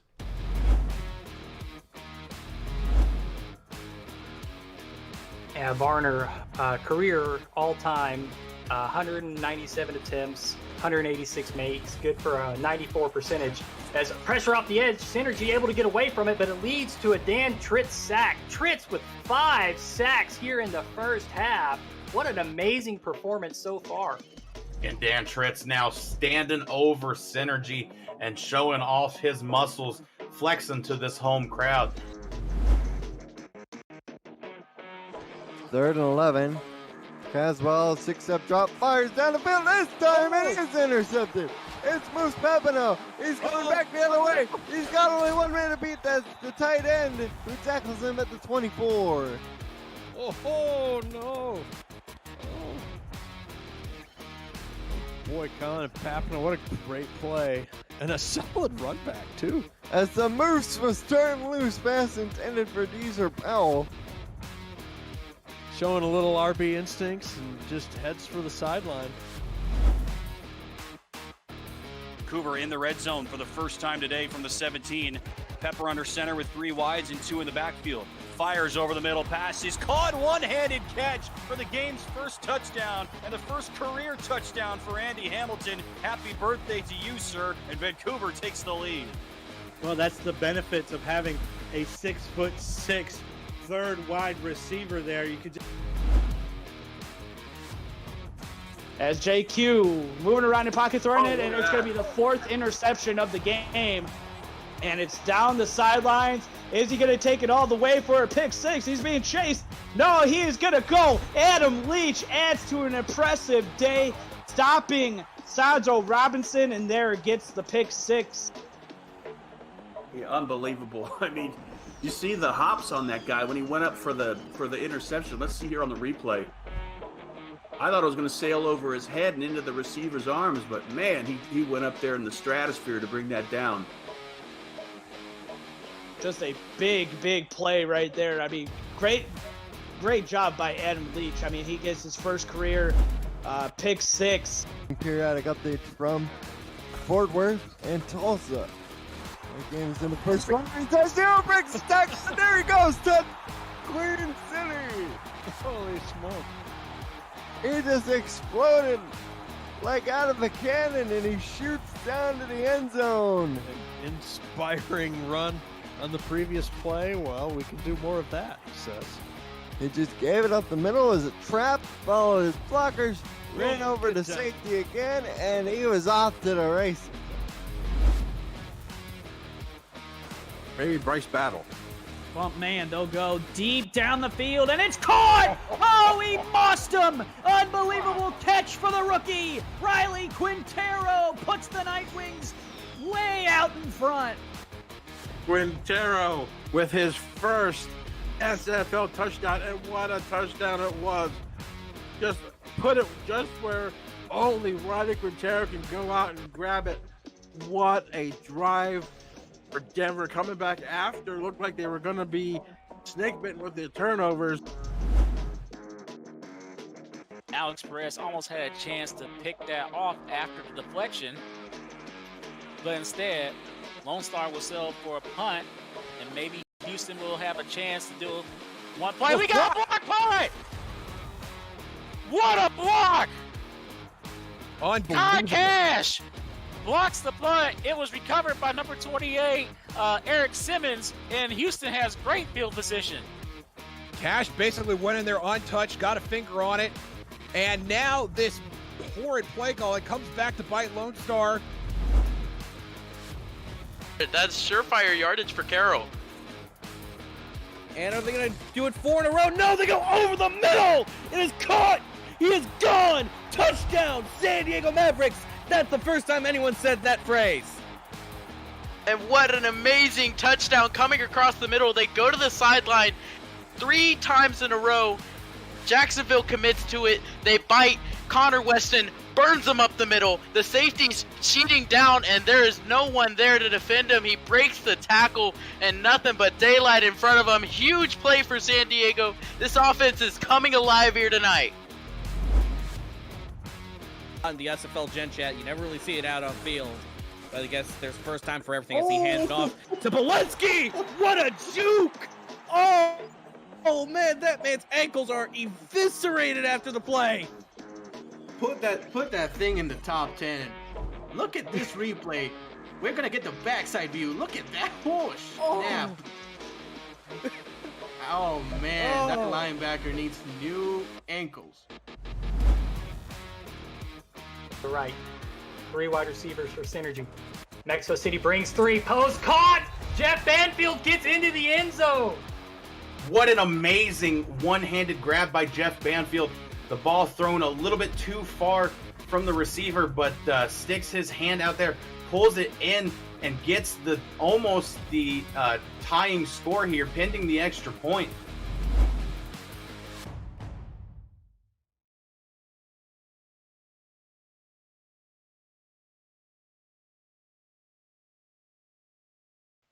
Top 10 plays, Mike St. Green. It was phenomenal week 3, and can't wait to see what ends up happening here in week 4.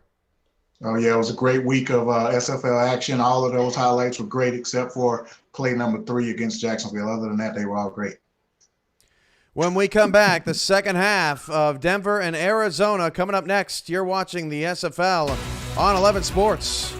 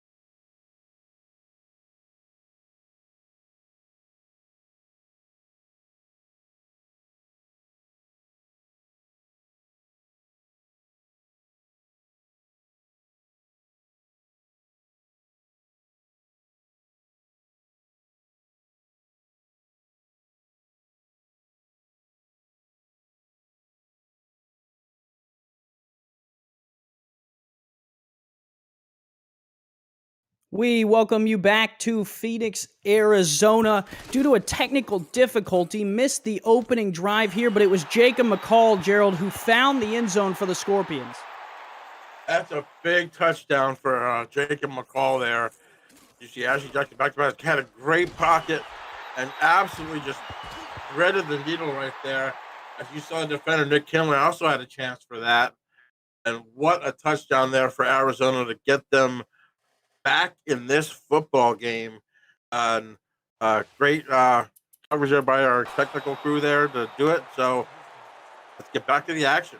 We pick up on Denver's drive, and it was a big play here to Jeremy Mosley, Gerald, that is 22 yards, and that's where we pick up Mosley a big catch. They definitely, with a big catch for Mosley here, they're just on the other side of the midfield stripe here, and what a response here by this Denver offense to maybe answer Arizona's touchdown from earlier in the quarter. Now a 14-point game. Miller throws outside. That is caught on the sideline, a 5-yard catch. See, the quarterbacks are basically even yardage-wise here. The one blemish on Ashley Jackson's record is that interception that Denver cashed in for a touchdown. Part of your keys to the game was to let Arizona make errors and capitalize, and Denver has done so. Split backs here on 2nd and 5. 4 down linemen for Arizona, 9 in the box. Here is the throw. Miller with time. Pressure coming. Time is gone. Miller goes down. A huge sack for Arizona. Momentum. You can just feel it turning, Gerald. Definitely, you hear the momentum just coming up here. Big old number 99, Mark Mello, with the tackle there for loss. Yeah, that sack for Mello, a huge one. It sets up Denver in 3rd and 12. They got a throw out of this. Dime look here for Arizona. Let's see if they can get a stop. Here is Miller to throw across the middle. Caught, tackled shy of the line to gain, and outside of Kramer Jackman field goal range, unless he really wants to load the cannon. This is going to be a stop for the Scorpions. Quintero with a big catch right there across the middle, and Jackman's out there to attempt it looks like a 54-yarder. If anybody can do it, Jackman can. No way, right? No chance. Jackman, one of the best kickers the SFL has to offer, puts the boot to it. It's on its way. Oh, he got it! 54 yards. You gotta be kidding me. Wow. Wow. What can't Kramer Jackman do? 54 yards. And let's see, that ball cleared. That could have been, that was good from 55. But wow, what a kick by Jackman to put them up again. 3 scores. A huge leg right there by Kramer Jackman. Huge kick. His field goal percentage stays above 99%, has only missed 1 in his entire SFL career. I thought when they brought him out from 54, that's a dangerous spot to give him a chance. He sent it, and then, Gerald, on top of that, he sends that kick into the end zone and forces Arizona to start inside their own 20. To me, kickers are the unsung heroes of any football team, whether it's a punter or if you have a kicker like Kramer Jackman who can put the ball deep in the end zone and constantly have them start at the 20 instead of getting returns to the 30, 35-yard line. That could really make a difference in field position.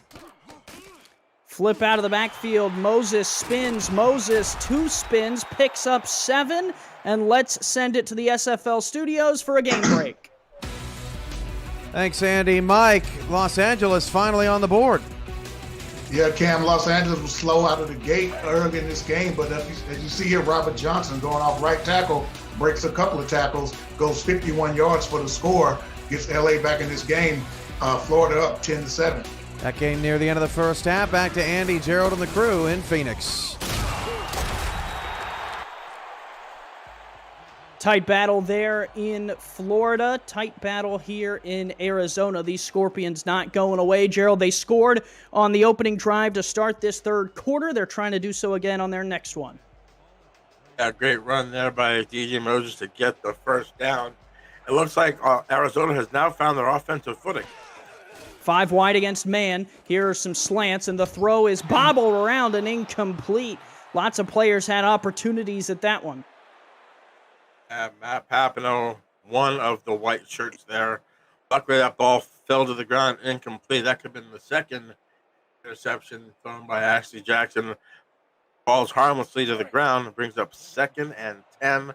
This is a big drive for Arizona right now there, Andy. I think they need to get some points on this drive. Yeah, still within striking distance at 17. If that lead were to grow any more than that, you'd have to feel the pressure with how much time is left. Jackson fires on the out route, picked off again! Oh! Denver reads the out route like a book, and another interception for the Night Wings. That's Nick Kindler. Again, I think Ashley Jackson just stared down that out route, and the defender just jumped on it. Matt Kindler, with his first interception of the game, his first of the season, and it couldn't have come at a worse time for Arizona, as they are already in Kramer-Jackman field goal range. They would have been in Kramer-Jackman field goal range if they were standing on the moon. That tackle made there all the way back at the 28. Max Knight coming across the field, 350 pounds running him down. He's a 350. Looks like he's about a biscuit short of 360. watching him run, and I've seen Milk turn quicker, but he came up there and made the tackle. Oh, that boy is a tank in the middle. I tell you what, that is not someone I would want to run into in the hole between the guards. Here is Miller to throw it. Pressure coming. Down goes Josh Miller. Getting to him on the outside was D.D. Sachs. D.D. Sachs with the first sack of the ball game, and it takes him back to the 35, brings up a 3rd and a monstrous 17 yards here. Let's see what Arizona can do here. Defense is playing great. Try to do a stop after their turnover. Gun straight here for Josh Miller, looking to sling this thing. Gonna fire deep down the middle, tipped up and incomplete. Arizona played the coverage well. It's deflected there on the back end by Bernard Smith IV. Bernard Smith making a great play here. And to hold up, let's see if they're gonna trot him out again. This one I think will be from 52. I mean, he was good from 54. You might as well have him come out here and try to extend the lead to 20 points. Yeah, after you hit from 54, I mean, this seems like child's play, right? Little chip shot from 52. They'll send him out. He has only missed one in his career. It was in the playoffs. It was not in the regular season. The regular season monster hasn't missed in the first 12 weeks of any season in his career, and he is out. Snap, hold, kick right from the middle of the field is up, and it is good from 52. Would have been good from 58. Back-to-back 50-plus from Kramer-Jackman. While they're not in the end zone, they extend their lead. We will step aside and take a short break. You're watching the Simulation Football League on 11 Sports.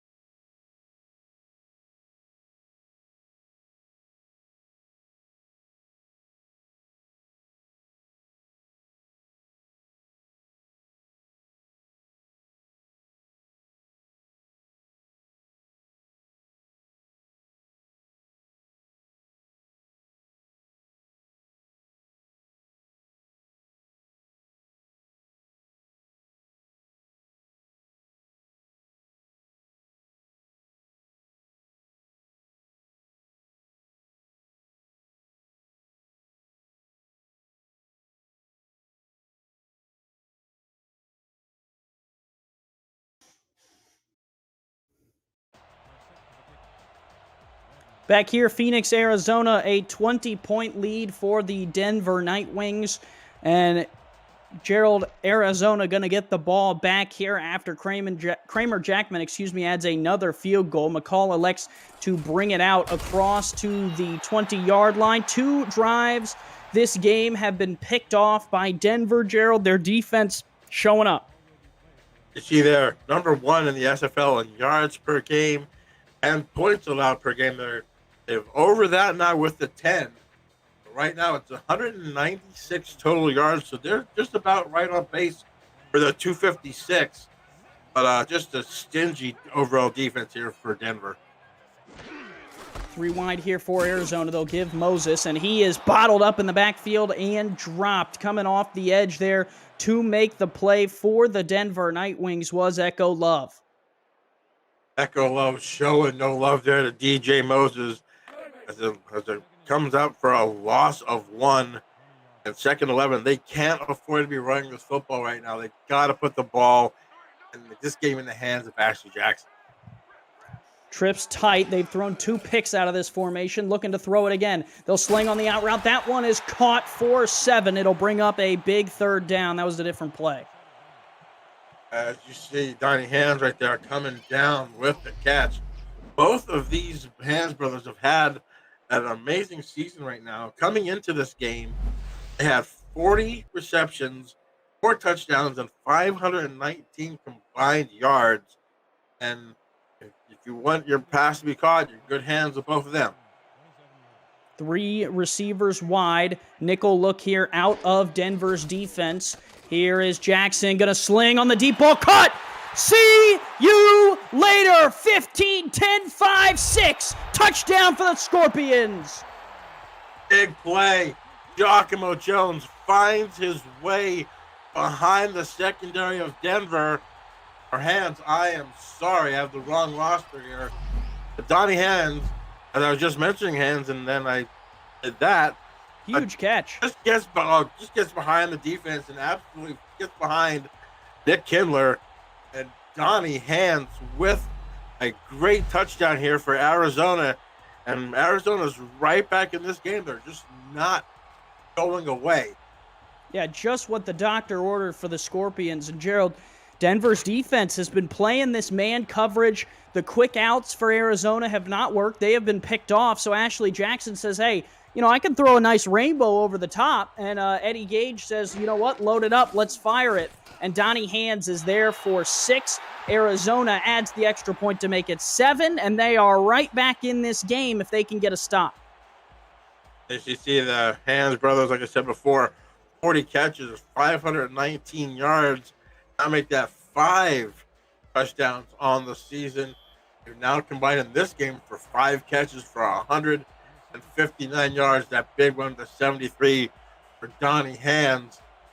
And like I said, we got a football game now, Andy.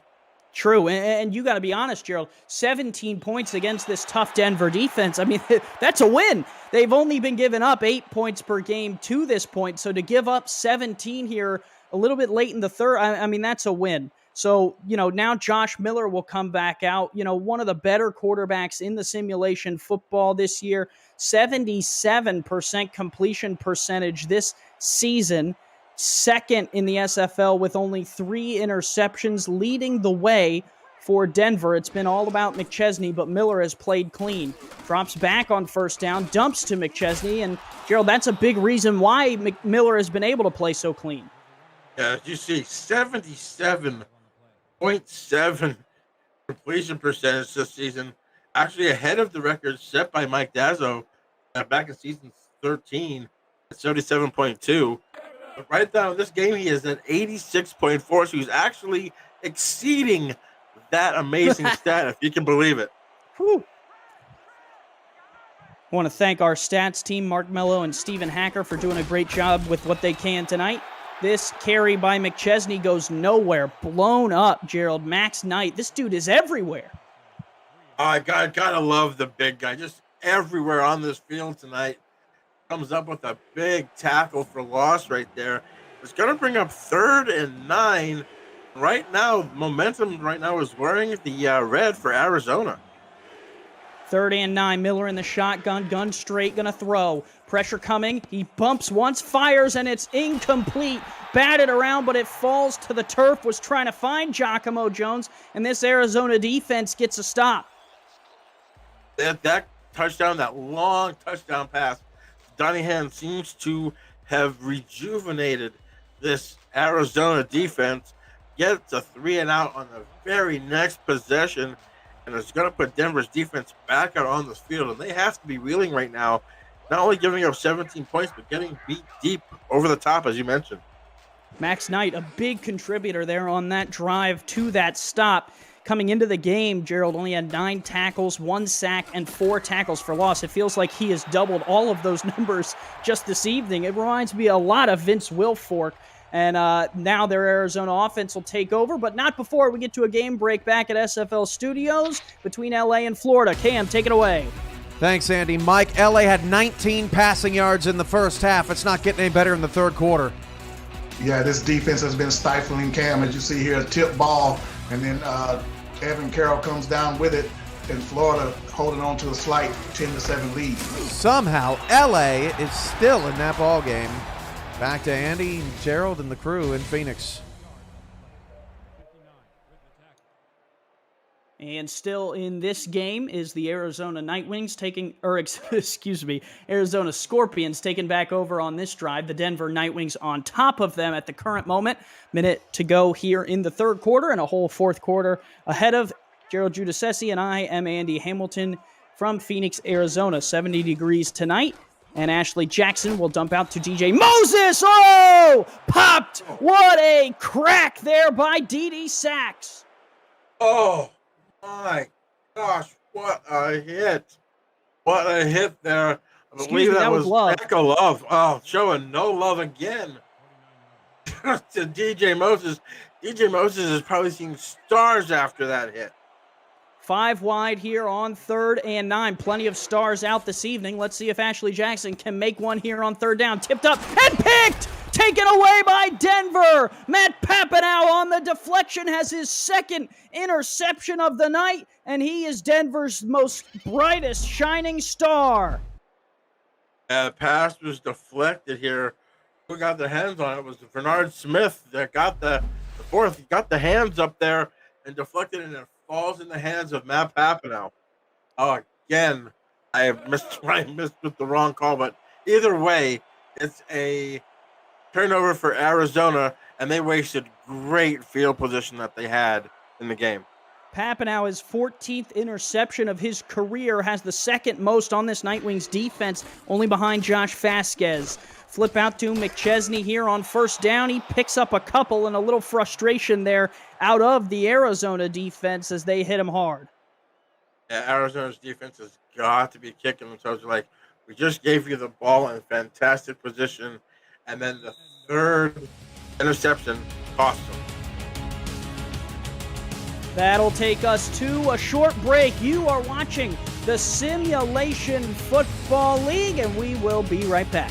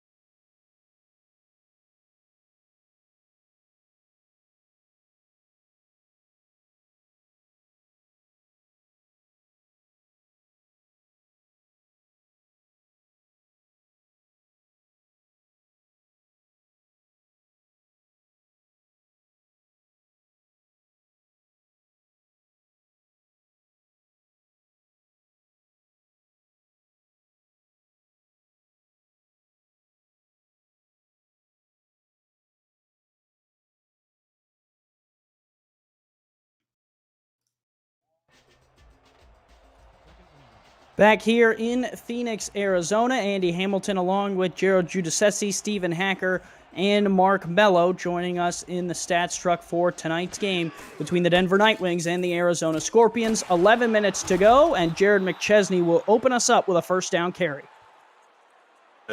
McChesney's a little bit quiet here in the second half, but coming up with the big run there and the big first down to keep this momentum going that Denver has just picked up after 3 turnovers by Ashley Jackson in this game.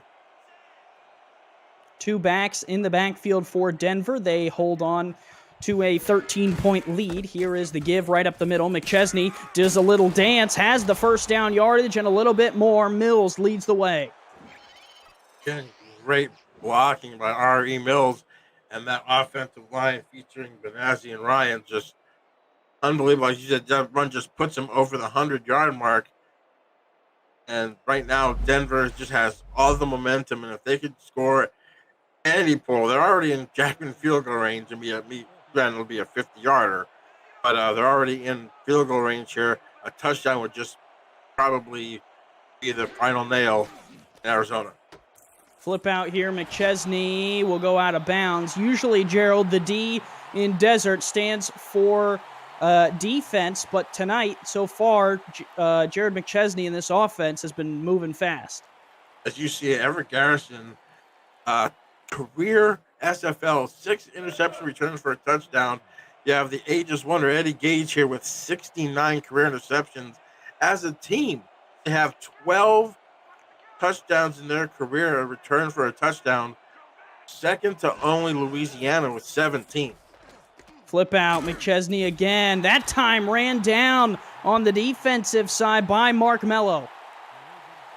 Mark Mello with the tackle there. And getting back to that defense, Eddie Gage, 69 career interceptions. The rest of the team combined, 67. If that tells you the career that Eddie Gage has, I don't know what will. Well, they could use one here. 3rd and 11 for Miller. Looking to throw. Pressure coming. Unloads off his back foot deep to the corner. He threw it away. And it'll be 4th and 11. A veteran play from Josh Miller. Incredibly smart. Yeah, very smart. Just throw the ball away. And right now, you know, a field goal put them back up. Well, a field goal puts them up with 2 touchdowns and 2 two-point conversions just to tie. And he said, well, Kramer, you've made it from 50, 54. Let's see if you can do it again here for his possibly third 50-yard field goal of the game. Jackman on. Brandon Perna is the holder, the backup quarterback, 6'3", 225. Jackman at 6'2", 209 in his 5th season sends this one up and good from 50, and that looked like easy work. Yeah, definitely hits the net from 50, and just like that, the lead's up to 16 points. Just deadly accurate. Hits the netting halfway up. And now it's a 33-17 ball game, and that's something you don't want to have with this defense. Is just to pin their ears back and go after Ashley Jackson, because they know Ashley has to pass now. She has had some big throws today and a couple bad ones that she would like to have back.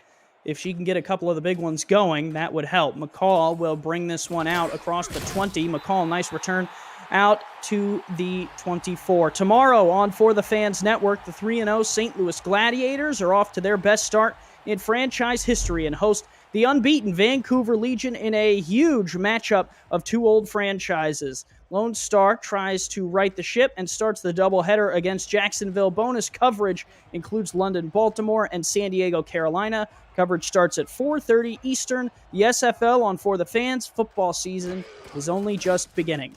Play action here for Ashley Jackson. Fires across the middle. That one's caught. Picks up 6. I like the play action. Maybe try to get Ashley some more time right there as Donnie Hands comes up with his 5th catch of the football game. Like I said, they need to get Ashley Jackson some more time so she doesn't have to throw balls in such tight windows, possibly, and have another turnover. 4-3 look here out of Denver's staunch defense, which has given up a couple of touchdowns tonight. Give right side for Moses. Right side is good for a couple, and it'll bring up 3rd and 2. The Kindler, who had the interception on the last drive, comes up there with the tackle. That's bringing up a huge third down right now for Arizona. 2 of 6 so far for the game. 9 first downs and need their 10th one. 2 receivers split out, tight end on the top side of the line for Jackson, who's changing the play at the line. She's going to sling the out route there into coverage. It's incomplete, in and out of the hands of the receiver who was trying to make the grab. TJ Punk, the tight end, first target, first time we've called his name tonight. Yeah, that ball, I think, was just a little bit late getting there as a hit coming up with Killer. That would have been a tough catch. That ball should have been there right now. The ball's about maybe a second or 2 later than it should have been, and it probably cost them the first down. Might be time to go for this, Gerald. 8:02. I'm not sure how many chances you're going to have with the ball back, but they look like they're going to punt. Do you agree? Well, your defense seems to be doing well if they don't have to have the short field. But if they go for here and they miss it, it's going to make it a three possession game. I think you got to play the odds here and hope your defense comes up big. Oh, they come up with a big hit there. Riley Quintero, welcome to the SFL, young fella. Oh, Quintero's looking at the coach going, I'm going to fair catch this next one, you okay? I don't want to get hit no more. That was a huge hit, but he held on to the football. Good for the rookie here. Denver starting at their own 30. Night Wings could put the game on ice with a score, even though they're early here in the fourth quarter. 7:54 to go from Phoenix.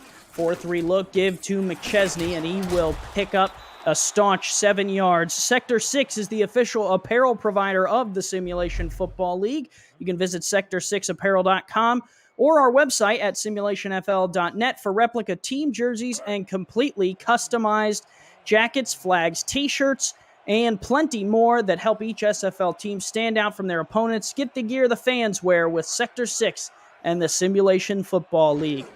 Speaking of gear, Arizona wearing their bright red uniforms, and they make a good stop there on second down. Brings up 3rd and a yard. Here's a chance, Gerald. Here's a chance. They're going to need the key here. Number 32, Jared McChesney here. It just seems like Jared McChesney, he gets the head of steam going. Whoever's the first person to tackle him just gets knocked off like a rubber ball here. Let's see what happens. They did not give it to the fullback, R.E. Mills. It's going to be 4th and inches. I don't know if I agree with the spot. If I'm Denver, I'm throwing the red hanky. Oh, Denver, you're definitely throwing the red hanky. When he set the football down, he was across the line here. See if Denver's not going to throw. Maybe just I don't know. I would try it. What do you have to lose? You're up 16, but maybe they just want to just pin them and just put it on the hands of their defense. That's going to be a play we come back and highlight if Arizona can get close in this game. 6:20 to go. They get the ball back. McCall, nice spin out to the 27, and Ashley Jackson will bring this offensive unit back out. Gerald, they have had some successful drives, and they've struggled on others. Definitely the ones that they struggled are the 3 interceptions by Ashley Jackson, but they have hit Jacob McCall and Donnie Hands on a couple of great touchdown passes, especially the one to Donnie Hands that was 73 yards over the top. They're going to need to do a little bit more of that here with 6:22 to go. Here is Jackson going to fire it out to Moses, and he just gets back to the line of scrimmage. There's a look at the quarterback comparison. Jackson actually out-throwing Josh Miller, but with those 3 picks, it's comparable. Definitely comparable. And Josh Miller, 81.5% so far for the game. Ashley Jackson, only 62.5%. That's basically been the tail of the passing game, especially the picks. Split backs here for Jackson to throw again. She's going to fire across the middle, just out the side of the arm's reach there for James Hands. 3rd and 10. She looks a little bit frazzled back there. Those are passes that you have to connect on here when you're down 16. It's going to be a big 3rd and 10 here. I think now's the time. If they don't get the first down here, they need to go for it here. With 5 minutes to go, time is of the essence. You need to start moving the football. 5 wide man coverage, opportunity to take a shot if Arizona wants it. Jackson back to throw. She's going to fire across the middle. Caught. That is good for half the yards they need, but not even half. The catch made there by Reggie Rose, the wide receiver. Yeah, they just dropped everybody back in coverage, and Astor had nowhere to throw to. Threw it underneath, hoping to have Reggie Rose make a play here. They can't get the first down, and the punting unit's on here, and that just might have just sealed the game here for Arizona. Clouds on to kick this one away. Denver with another chance at it. Fair catch called for, and well, we haven't heard much out of this Arizona defense there, Gerald, and we were expecting some big plays from some of these defenders, especially guys like Iverson Gamble. Yeah, Iverson Gamble so far leading the league, having 2 pick sixes so far this season. I believe that was in the first 2 weeks of the season.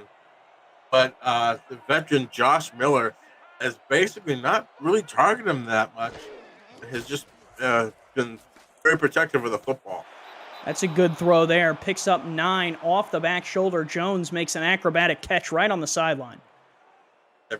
Very acrobatic. Got his toes down and brings up a 2nd and 1.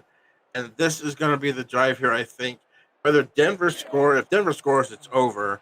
But if they could just keep this clock moving, give the ball to McChesney and maybe some Ari Mills action, I think this game is going to be sealed away. 3 in the backfield. Arizona in a 4-3. Here's the give left side. McChesney, no, won't get there. Eddie Gage meets him and drops him at the 43. Big stop there on 3rd and inches coming up. They definitely need to stop him here. It's do or die right now for the defense. Looks like that ball is like right on the line. They might have like an inch to go here for a first and not inches. 3rd and inches. Miller under center from their own 43. Going to let the play clock go as much as possible. McChesney in the back with Mills. They will give it on a sweep play left, and he did not get there. Actually lost a yard. What a play on the outside there by B.J. Lovelace. Great tackle there. And it's going to bring up 4th and 1. But now here is where Lily Long has been amazing. He already has pinned them inside the 10 once already at the 5. Let's see what's going to happen here on this 4th and 1. They could really use a good punt. Arizona could really use a bad punt. Down by 16 with the opportunity to get back into this one. Long smartly will use as much of this play clock as possible. Arizona elects to set up for the return. McCall will field it, and he will spin and get out to the 22-yard line, and that is where Ashley Jackson will come back out. Keep up with the Simulation Football League and its teams on social media at Simulationfl. Follow and subscribe to all the channels, Facebook, Twitter, Instagram, YouTube, Twitch, and TikTok. From teams to podcasters, final scores to major highlights, SFL Social has you covered. 2 in the backfield for Ashley Jackson. 3 wide on the spread against a nickel look here for Denver with 3:28 to go. 50X spot is good on the out route 4-5. And you see they're just rushing 4 and they're dropping 7. Just giving Ashley Jackson nowhere to throw the football. She'll fire it across the middle. That's caught. First down yardage there to the 46. If Ashley Jackson is going to move this ball on the field, she's going to need to exploit the middle of the defense. They might be playing a soft zone. Pumps once, fires, caught. Hands, Donnie Hands, windmills to the 35. This is the best Ashley Jackson has looked in this game. The hurry-up offense need to start. They need to cash it in right now. 2:44 to go. Jackson fires complete again. McCall down to the 18. I like that they're going to get there. Hopefully they can get inside before the touchdown before the 2 minutes. Jackson floats, throws. Oh! Almost would have been incredible from Donnie Hands, but it falls incomplete. Vasquez also had a chance at it. Look, Gerald, almost like he was surprised he hit the ball is going to get to him. Yeah, the pocket collapsed really quick on Ashley Jackson. I think she got rid of that ball she had to get rid of that ball sooner than she probably would have liked. It's going to bring up here 2nd and 10. 4 wide here. Moses in the backfield, sidecar left to Jackson. She will look at 3 rushers. She's going to play action, moves in the pocket, throws, first down yardage, and out of bounds. Catch made there for the Scorpions. Beautifully scripted, and Roscoe Justice is out of bounds. Great smart. I think he could have turned that ball up a little bit, but just got his feet crossed just a little bit, but got out of bounds to stop the clock. And now you see 1st and goal here at the 5. This is a definite touchdown or bust here for Arizona. Ashley Jackson, young lady, you need to protect the football here. Get him in the end zone. Single back, offset to the left against a 4-3. Jackson looks to throw, fires incomplete. 2:20 to go. It'll bring up 2nd and goal. She was trying to get it to TJ Punk. Yeah, TJ Punk, who has yet to have a catch in this game, has only been targeted twice. I'd like to see them throw the out there, not just a seam route or just going to the post. I'd like to see them use hands like the Hands brothers as maybe a decoy for an out route there, just right across the goal line. Just a nice little pitch and catch for a touchdown. But here it goes, 2nd and goal. 2 in the backfield. Jackson changes the play at the line, 3 wide. She'll look to throw, short drop, fires deep in the back of the end zone, incomplete. Was a little too long there for Donnie Hands. It's a tough spot here, Gerald, at the 5. The defense is definitely closer than they were earlier in this drive as she was picking apart the middle of the field on this drive. This is a big, it's definitely 4-down territory, but this is a big play here in the scope of this game for both teams. They got the 4-3 look. They're playing man. Which receiver can beat their defender? Jackson with 2 in the backfield will look to throw. She fires on the out route. Caught. Touchdown! Touchdown, Arizona. They strike. James Hands with the catch. His 44th career touchdown is good. Great play call there to get it to one of your playmakers there. And both hands have now a touchdown in this game. As you see, great, just out, not staring down the receiver. And, oh, man. You throw the red hanky here. That's close. I would put it this way. If I'm Denver, I have nothing to lose other than a timeout, which I don't really need. I would throw the handkerchief, but they got to get this 2-point conversion no matter what. 3-3 look out of Denver. 5 wide here. Jackson looks to throw. She's going to fire across the middle. Tipped up and intercepted. That will not be good for 2. And now Arizona finds themselves in a 10-point hole. Definitely, there's definitely going to be an onside kick attempt right here. 2:13 to go. You have all 3 of your timeouts here. But a field goal here will put it basically back to a 2-score game here. They need to get this onside kick. Need a good kick out of Larry Barr. It is right into the hands of the Denver defender. Could not corral it. Pete Mitchell, the free safety, hauls it in, and it'll be 1st and 10 Night Wings. Arizona does have 3 timeouts and the 2-minute warning. Yes, they definitely need. If you're going to have a 3-and-out Arizona defense, now is the time to do it. First down here would basically end the ball game. You need to take chances here if you're the Denver defense. Arizona defense. Here is the give. McChesney up the middle, picks up 3, and that will take us to the 2-minute warning. 2 minutes to go here in Phoenix. Denver on top, 33-23. You're watching the Simulation Football League on 11 Sports.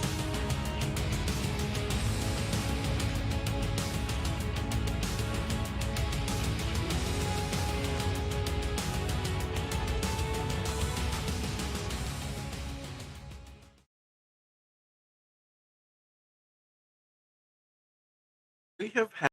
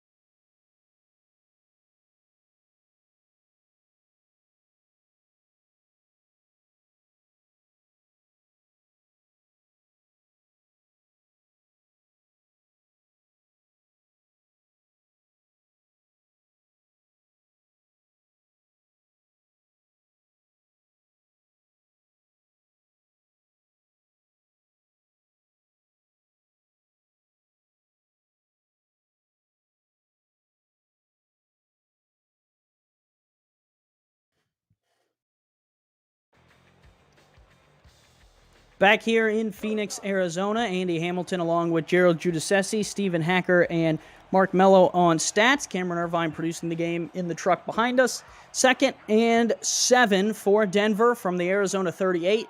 2 minutes to go in the fourth, a 10-point lead. They give McChesney right side, and he will pick up a couple. Looked a little tired on that run, brings up 3rd and 5. How could you not be tired if you get hit by Eddie Gage all game? Big stop there, 3rd and 5. You need to stop him here. A field goal, I mean, any points here, it would be detrimental to Arizona's chances to win this game, but they got to try to stop him here. Well, and how can you not be tired with over 35 touches if you're McChesney, and you're going to get one here on 3rd and 5. Split back give, McChesney short at the 34, and looks like they're going to probably bring out Jackman again. Jackman like I said, I don't remember any, and I was talking to our producer Cam in the break.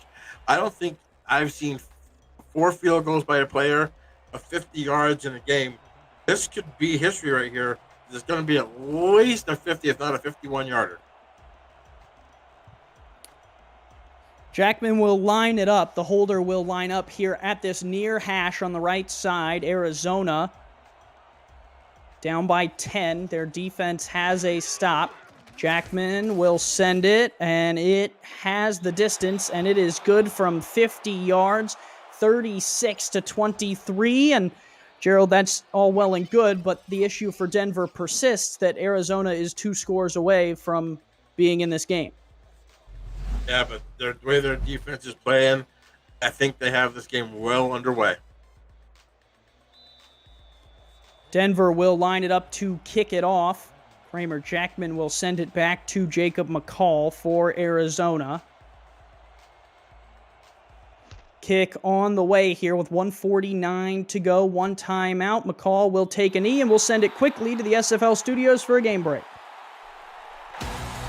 Thanks, Andy. Florida trying to give the game away. Yeah, Florida looking to try to put this game away, but Ryan Joseph, the reigning defensive player of the week with a big interception, has LA inside the red zone.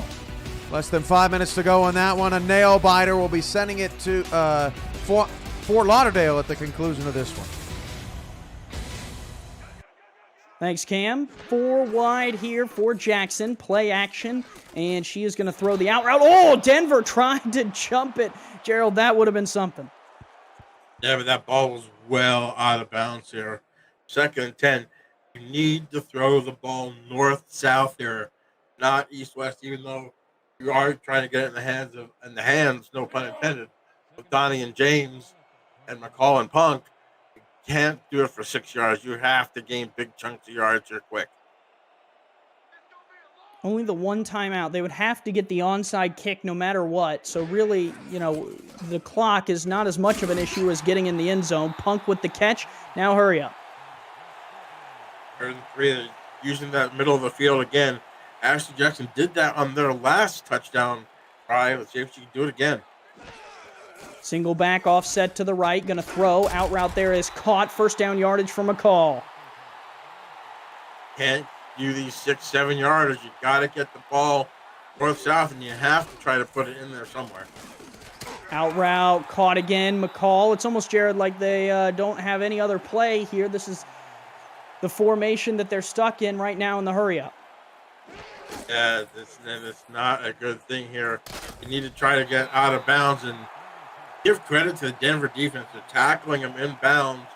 They're not using their timeout, and they're making that clock run. Smart defense here by Denver. Completion there across the middle will set up 1st and 10, now under 45 seconds. They need at least 3 seconds on the clock for the onside and the Hail Mary. Jackson looking to throw, fires underneath, caught, and McCall can't get out of bounds. Great tackling here by the secondary of Denver. Just that clock just continues to roll down. Jackson to throw, and that is incomplete. That will stop the clock with 22 seconds to go. A lot of time, and they're still on their own side of the field. Gerald, I think Denver is celebrating on the sidelines. They think they got this one won. That could actually have been a blessing in disguise, that incompletion, so they could just get a new formation out there on the field, but with 22 seconds to go, that Gatorade should be pouring on the head coach right now. 5 wide against a 3-2 look here out of Denver. Here is Jackson. She stands in the pocket and completes. McCall down to the 34. That one's a little bit longer. Yeah, but you only have 12 seconds left in the game. Jackson with the snap here with 10. Fires deep on the corner route. Caught. Hands down to the 10, and Arizona elects to use their timeout here with 5. They're in striking range, but unfortunately, their clock is against them with just 5 seconds to go. That was a great catch, just over the outstretched arms of Nick Kindler. One of Ashley Jackson's better passes of the day. It's going to come up for now with only 5 seconds left. You need a miracle.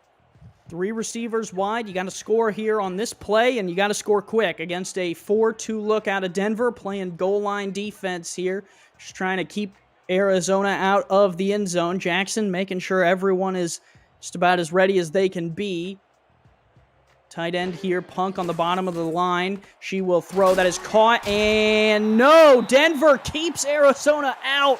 Wow, the defensive stand to keep the receiver out of the end zone. Roscoe Justice just could not get there, and Denver walks away with a 36-23 victory. They came out and they had some big plays. They capitalized, Gerald, on the turnovers. And as you see, over 140 more yards of offense for the Arizona Scorpions. But like you said, those 3 turnovers were costly. I believe those turned into, 17 points. Take those 17 points away, and you have a victory here for Arizona. And Arizona's in this loss can really take solace in the fact they scored 23 against a defense that was only giving up 8.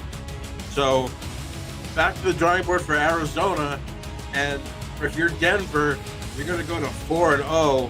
And offensively, you are looking absolutely amazing. And you see Kramer Jackson right there, 4 field goals of 50 yards plus. It's going to be a battle, in my eyes, between him and McChesney for player of the game. Jared McChesney, an incredible game today, had over 35 touches and, roughly around 160 yards. Gerald, I think, Kramer Jackman is, like you said, also in that conversation, and I think it's definitely between the two of them. Yeah, just a total great team effort here defensively. It really wasn't a standout player. I mean, Miller only threw for just over 200 yards, but once again, 80-some% completion percentage. He just does not miss, and he didn't make the turnover as Ashley did. Ashley had 2 touchdown passes, and Miller's 1. But Miller kept the ball out of the defense's hands.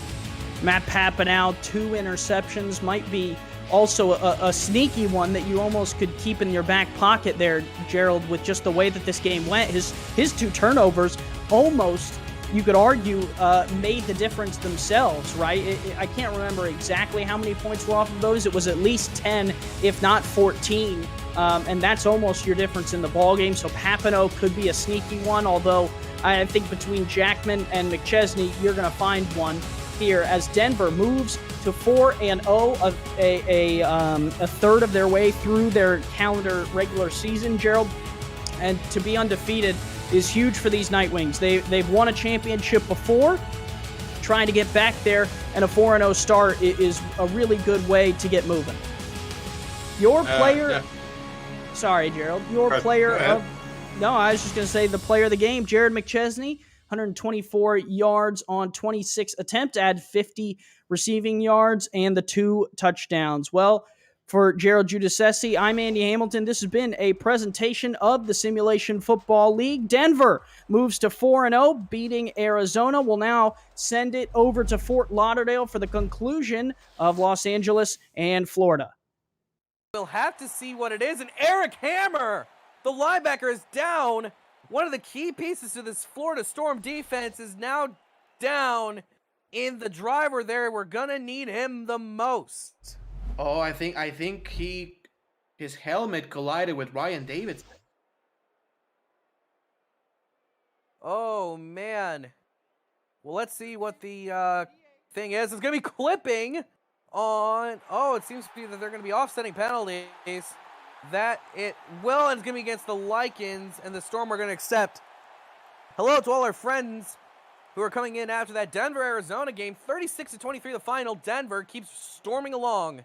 But here in the eye of the storm, we got an intense battle, folks. The Lycans, it's 1st and 25, and they got to play aggressive. Snaps where it needs to be for Sully Richardson, going deep to the sideline, tipped off. And now it's going to be 2nd and 25. Elsie Pryor, the receiver and the intended target for Richardson. Yeah, and for all new viewers, Florida winning 20-17 after absolutely dominating part of the first quarter. Well, sorry, the whole first quarter and part of the second. And LA has been able to storm back. Eric Hammer just got hurt, and it's 2nd and 25 because of an illegal block in the back. So LA trying to get in field goal range to tie this one. Yeah, it looks like that's what they that's what probably injured Eric Hammer. Short drop for Sully Richardson. Oh. He can't escape it. No, he will not. I think that was Big Sexy on the tackle. I mean, I certainly hope it is, because that man has been insane. 3rd and 31, less than a minute to go. Deep drop, pump fake, throws deep, threads the needle. 4th and 15. They need 15 yards to keep it alive. Can the Lycans do it? I don't know why they're not calling their timeout. I mean, it's interesting to say the least. Deep drop for Richardson. Moves around the pocket, throws it, caught!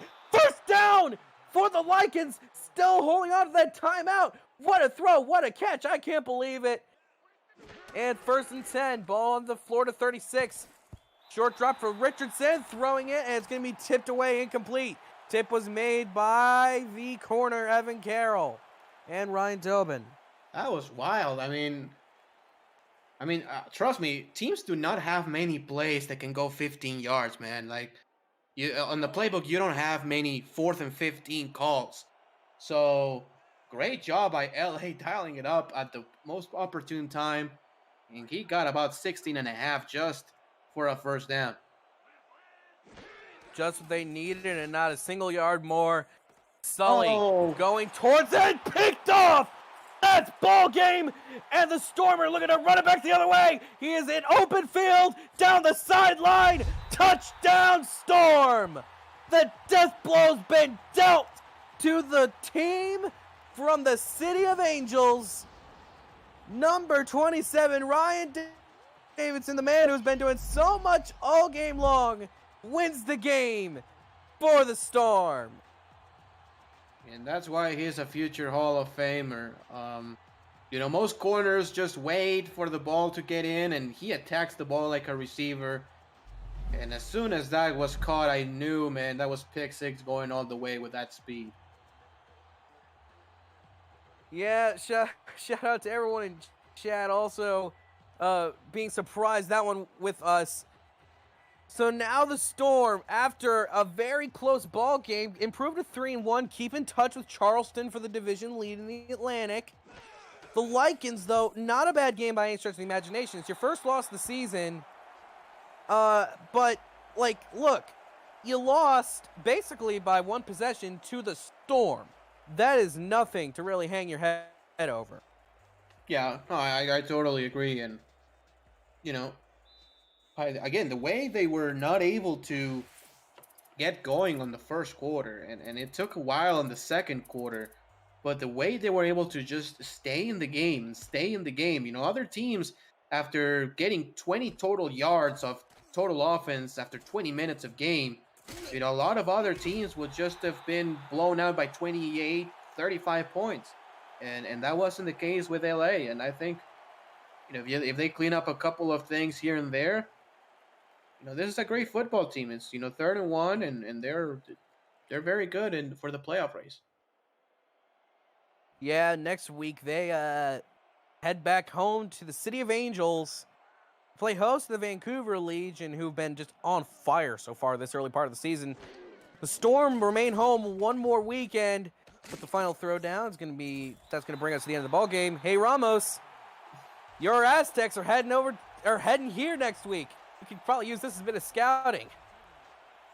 Yeah, I guess so. But man, Florida, that coaching staff always changing stuff around, and you never know what you're gonna get. They're very good at mixing.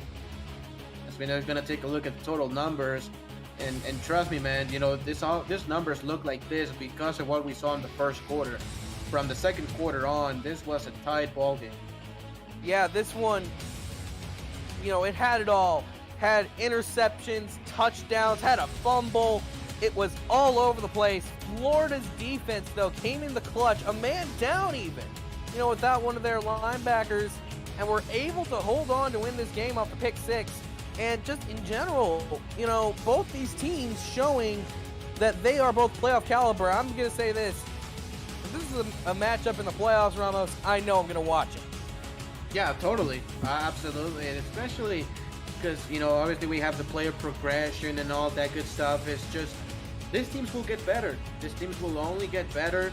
You have a team in LA that, again, has a lot of veterans, but it also has guys like, Peanut Say, Mike Scott, and company that still getting better. And for Florida, that run game worked really well with J.W. Doyle and Bullet Valetsky. And Valetsky is a guy who's only going to get way better. So, yeah, I think there are two teams that are in the up and up. Yeah, I couldn't agree with you more. These two teams are just doing very well against each other. And I think now, especially LA, sure, you lost in a heartbreaker, but, it's like what you would be told after a hard loss in football in the real world. Keep your head up. This was a game that many people would have pegged you as the loser of. And just to hold on like that, make it a coin flip, that is beyond what you'd want to do. Yeah, no, for sure. 27-17 is it's not a very accurate number. This could have been 24-20 in LA side, or 20-20 going into overtime. So, nothing to be ashamed of. Yeah, no, absolutely nothing from either side, really. And let's see who the player of the game is here tonight. Cochran. Player of the game honors are going to go to Stephen Bush. You said it too early, Ramos. And Stephen Bush, the man with over 100 yards receiving on the day, gets player of the game nods. And, I mean, hey, you could have given it to anyone on either offense after that first quarter. So that brings us to the end of the ball game here in Florida. I'm Jack Brown alongside Ramos Lynn, Robert Garrett, and Tyler Falk in the Stats Truck. We say so long and have a wonderful time. We're going to send it back to Cam in the studio right after these messages. Thank you.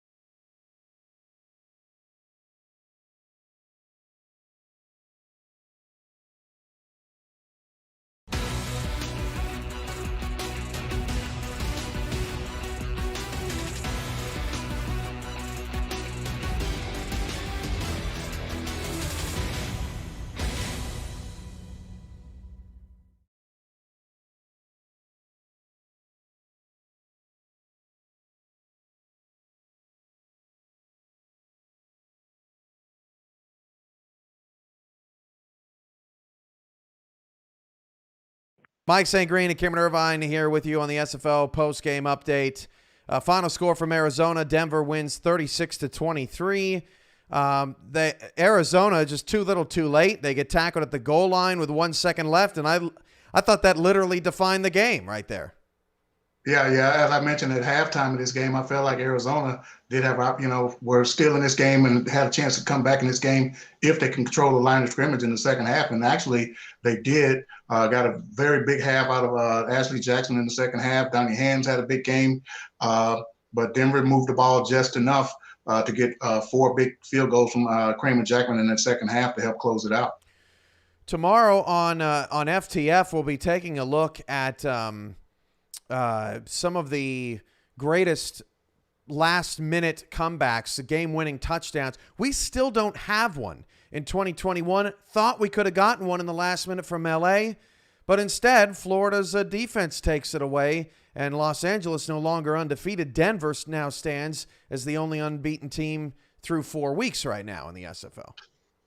Yeah, I expected a lot of offensive fireworks out of this game, but basically this game was all defense. Florida's secondary basically dominated this game, had a late sack by Alex Dominguez in this ball game. LA had turnovers of their own to try to help get back in it, but hey, Denver outlasted them at the end. I'm sorry, Florida. Tomorrow is, tomorrow on FTF is Jacksonville and Lone Star. Coverage starts at 4:30 Eastern. Jacksonville goes for their 100th win. For now, Mexico City and Sioux Falls on LSN and Facebook, FTF Facebook and Twitch, and then also Queen City and Tulsa on the SFL's Twitch channel. And that's all for us on the 11 Sports Network for this week. Alongside Mike St. Green, I'm Cameron Irvine. This has been a presentation of the Simulation Football League. Denver goes to 4-0, and Florida improves to 3-1, dropping LA to 3-1. We'll see you next Saturday on ESN. For now, the SFL action continues. Good night, everybody.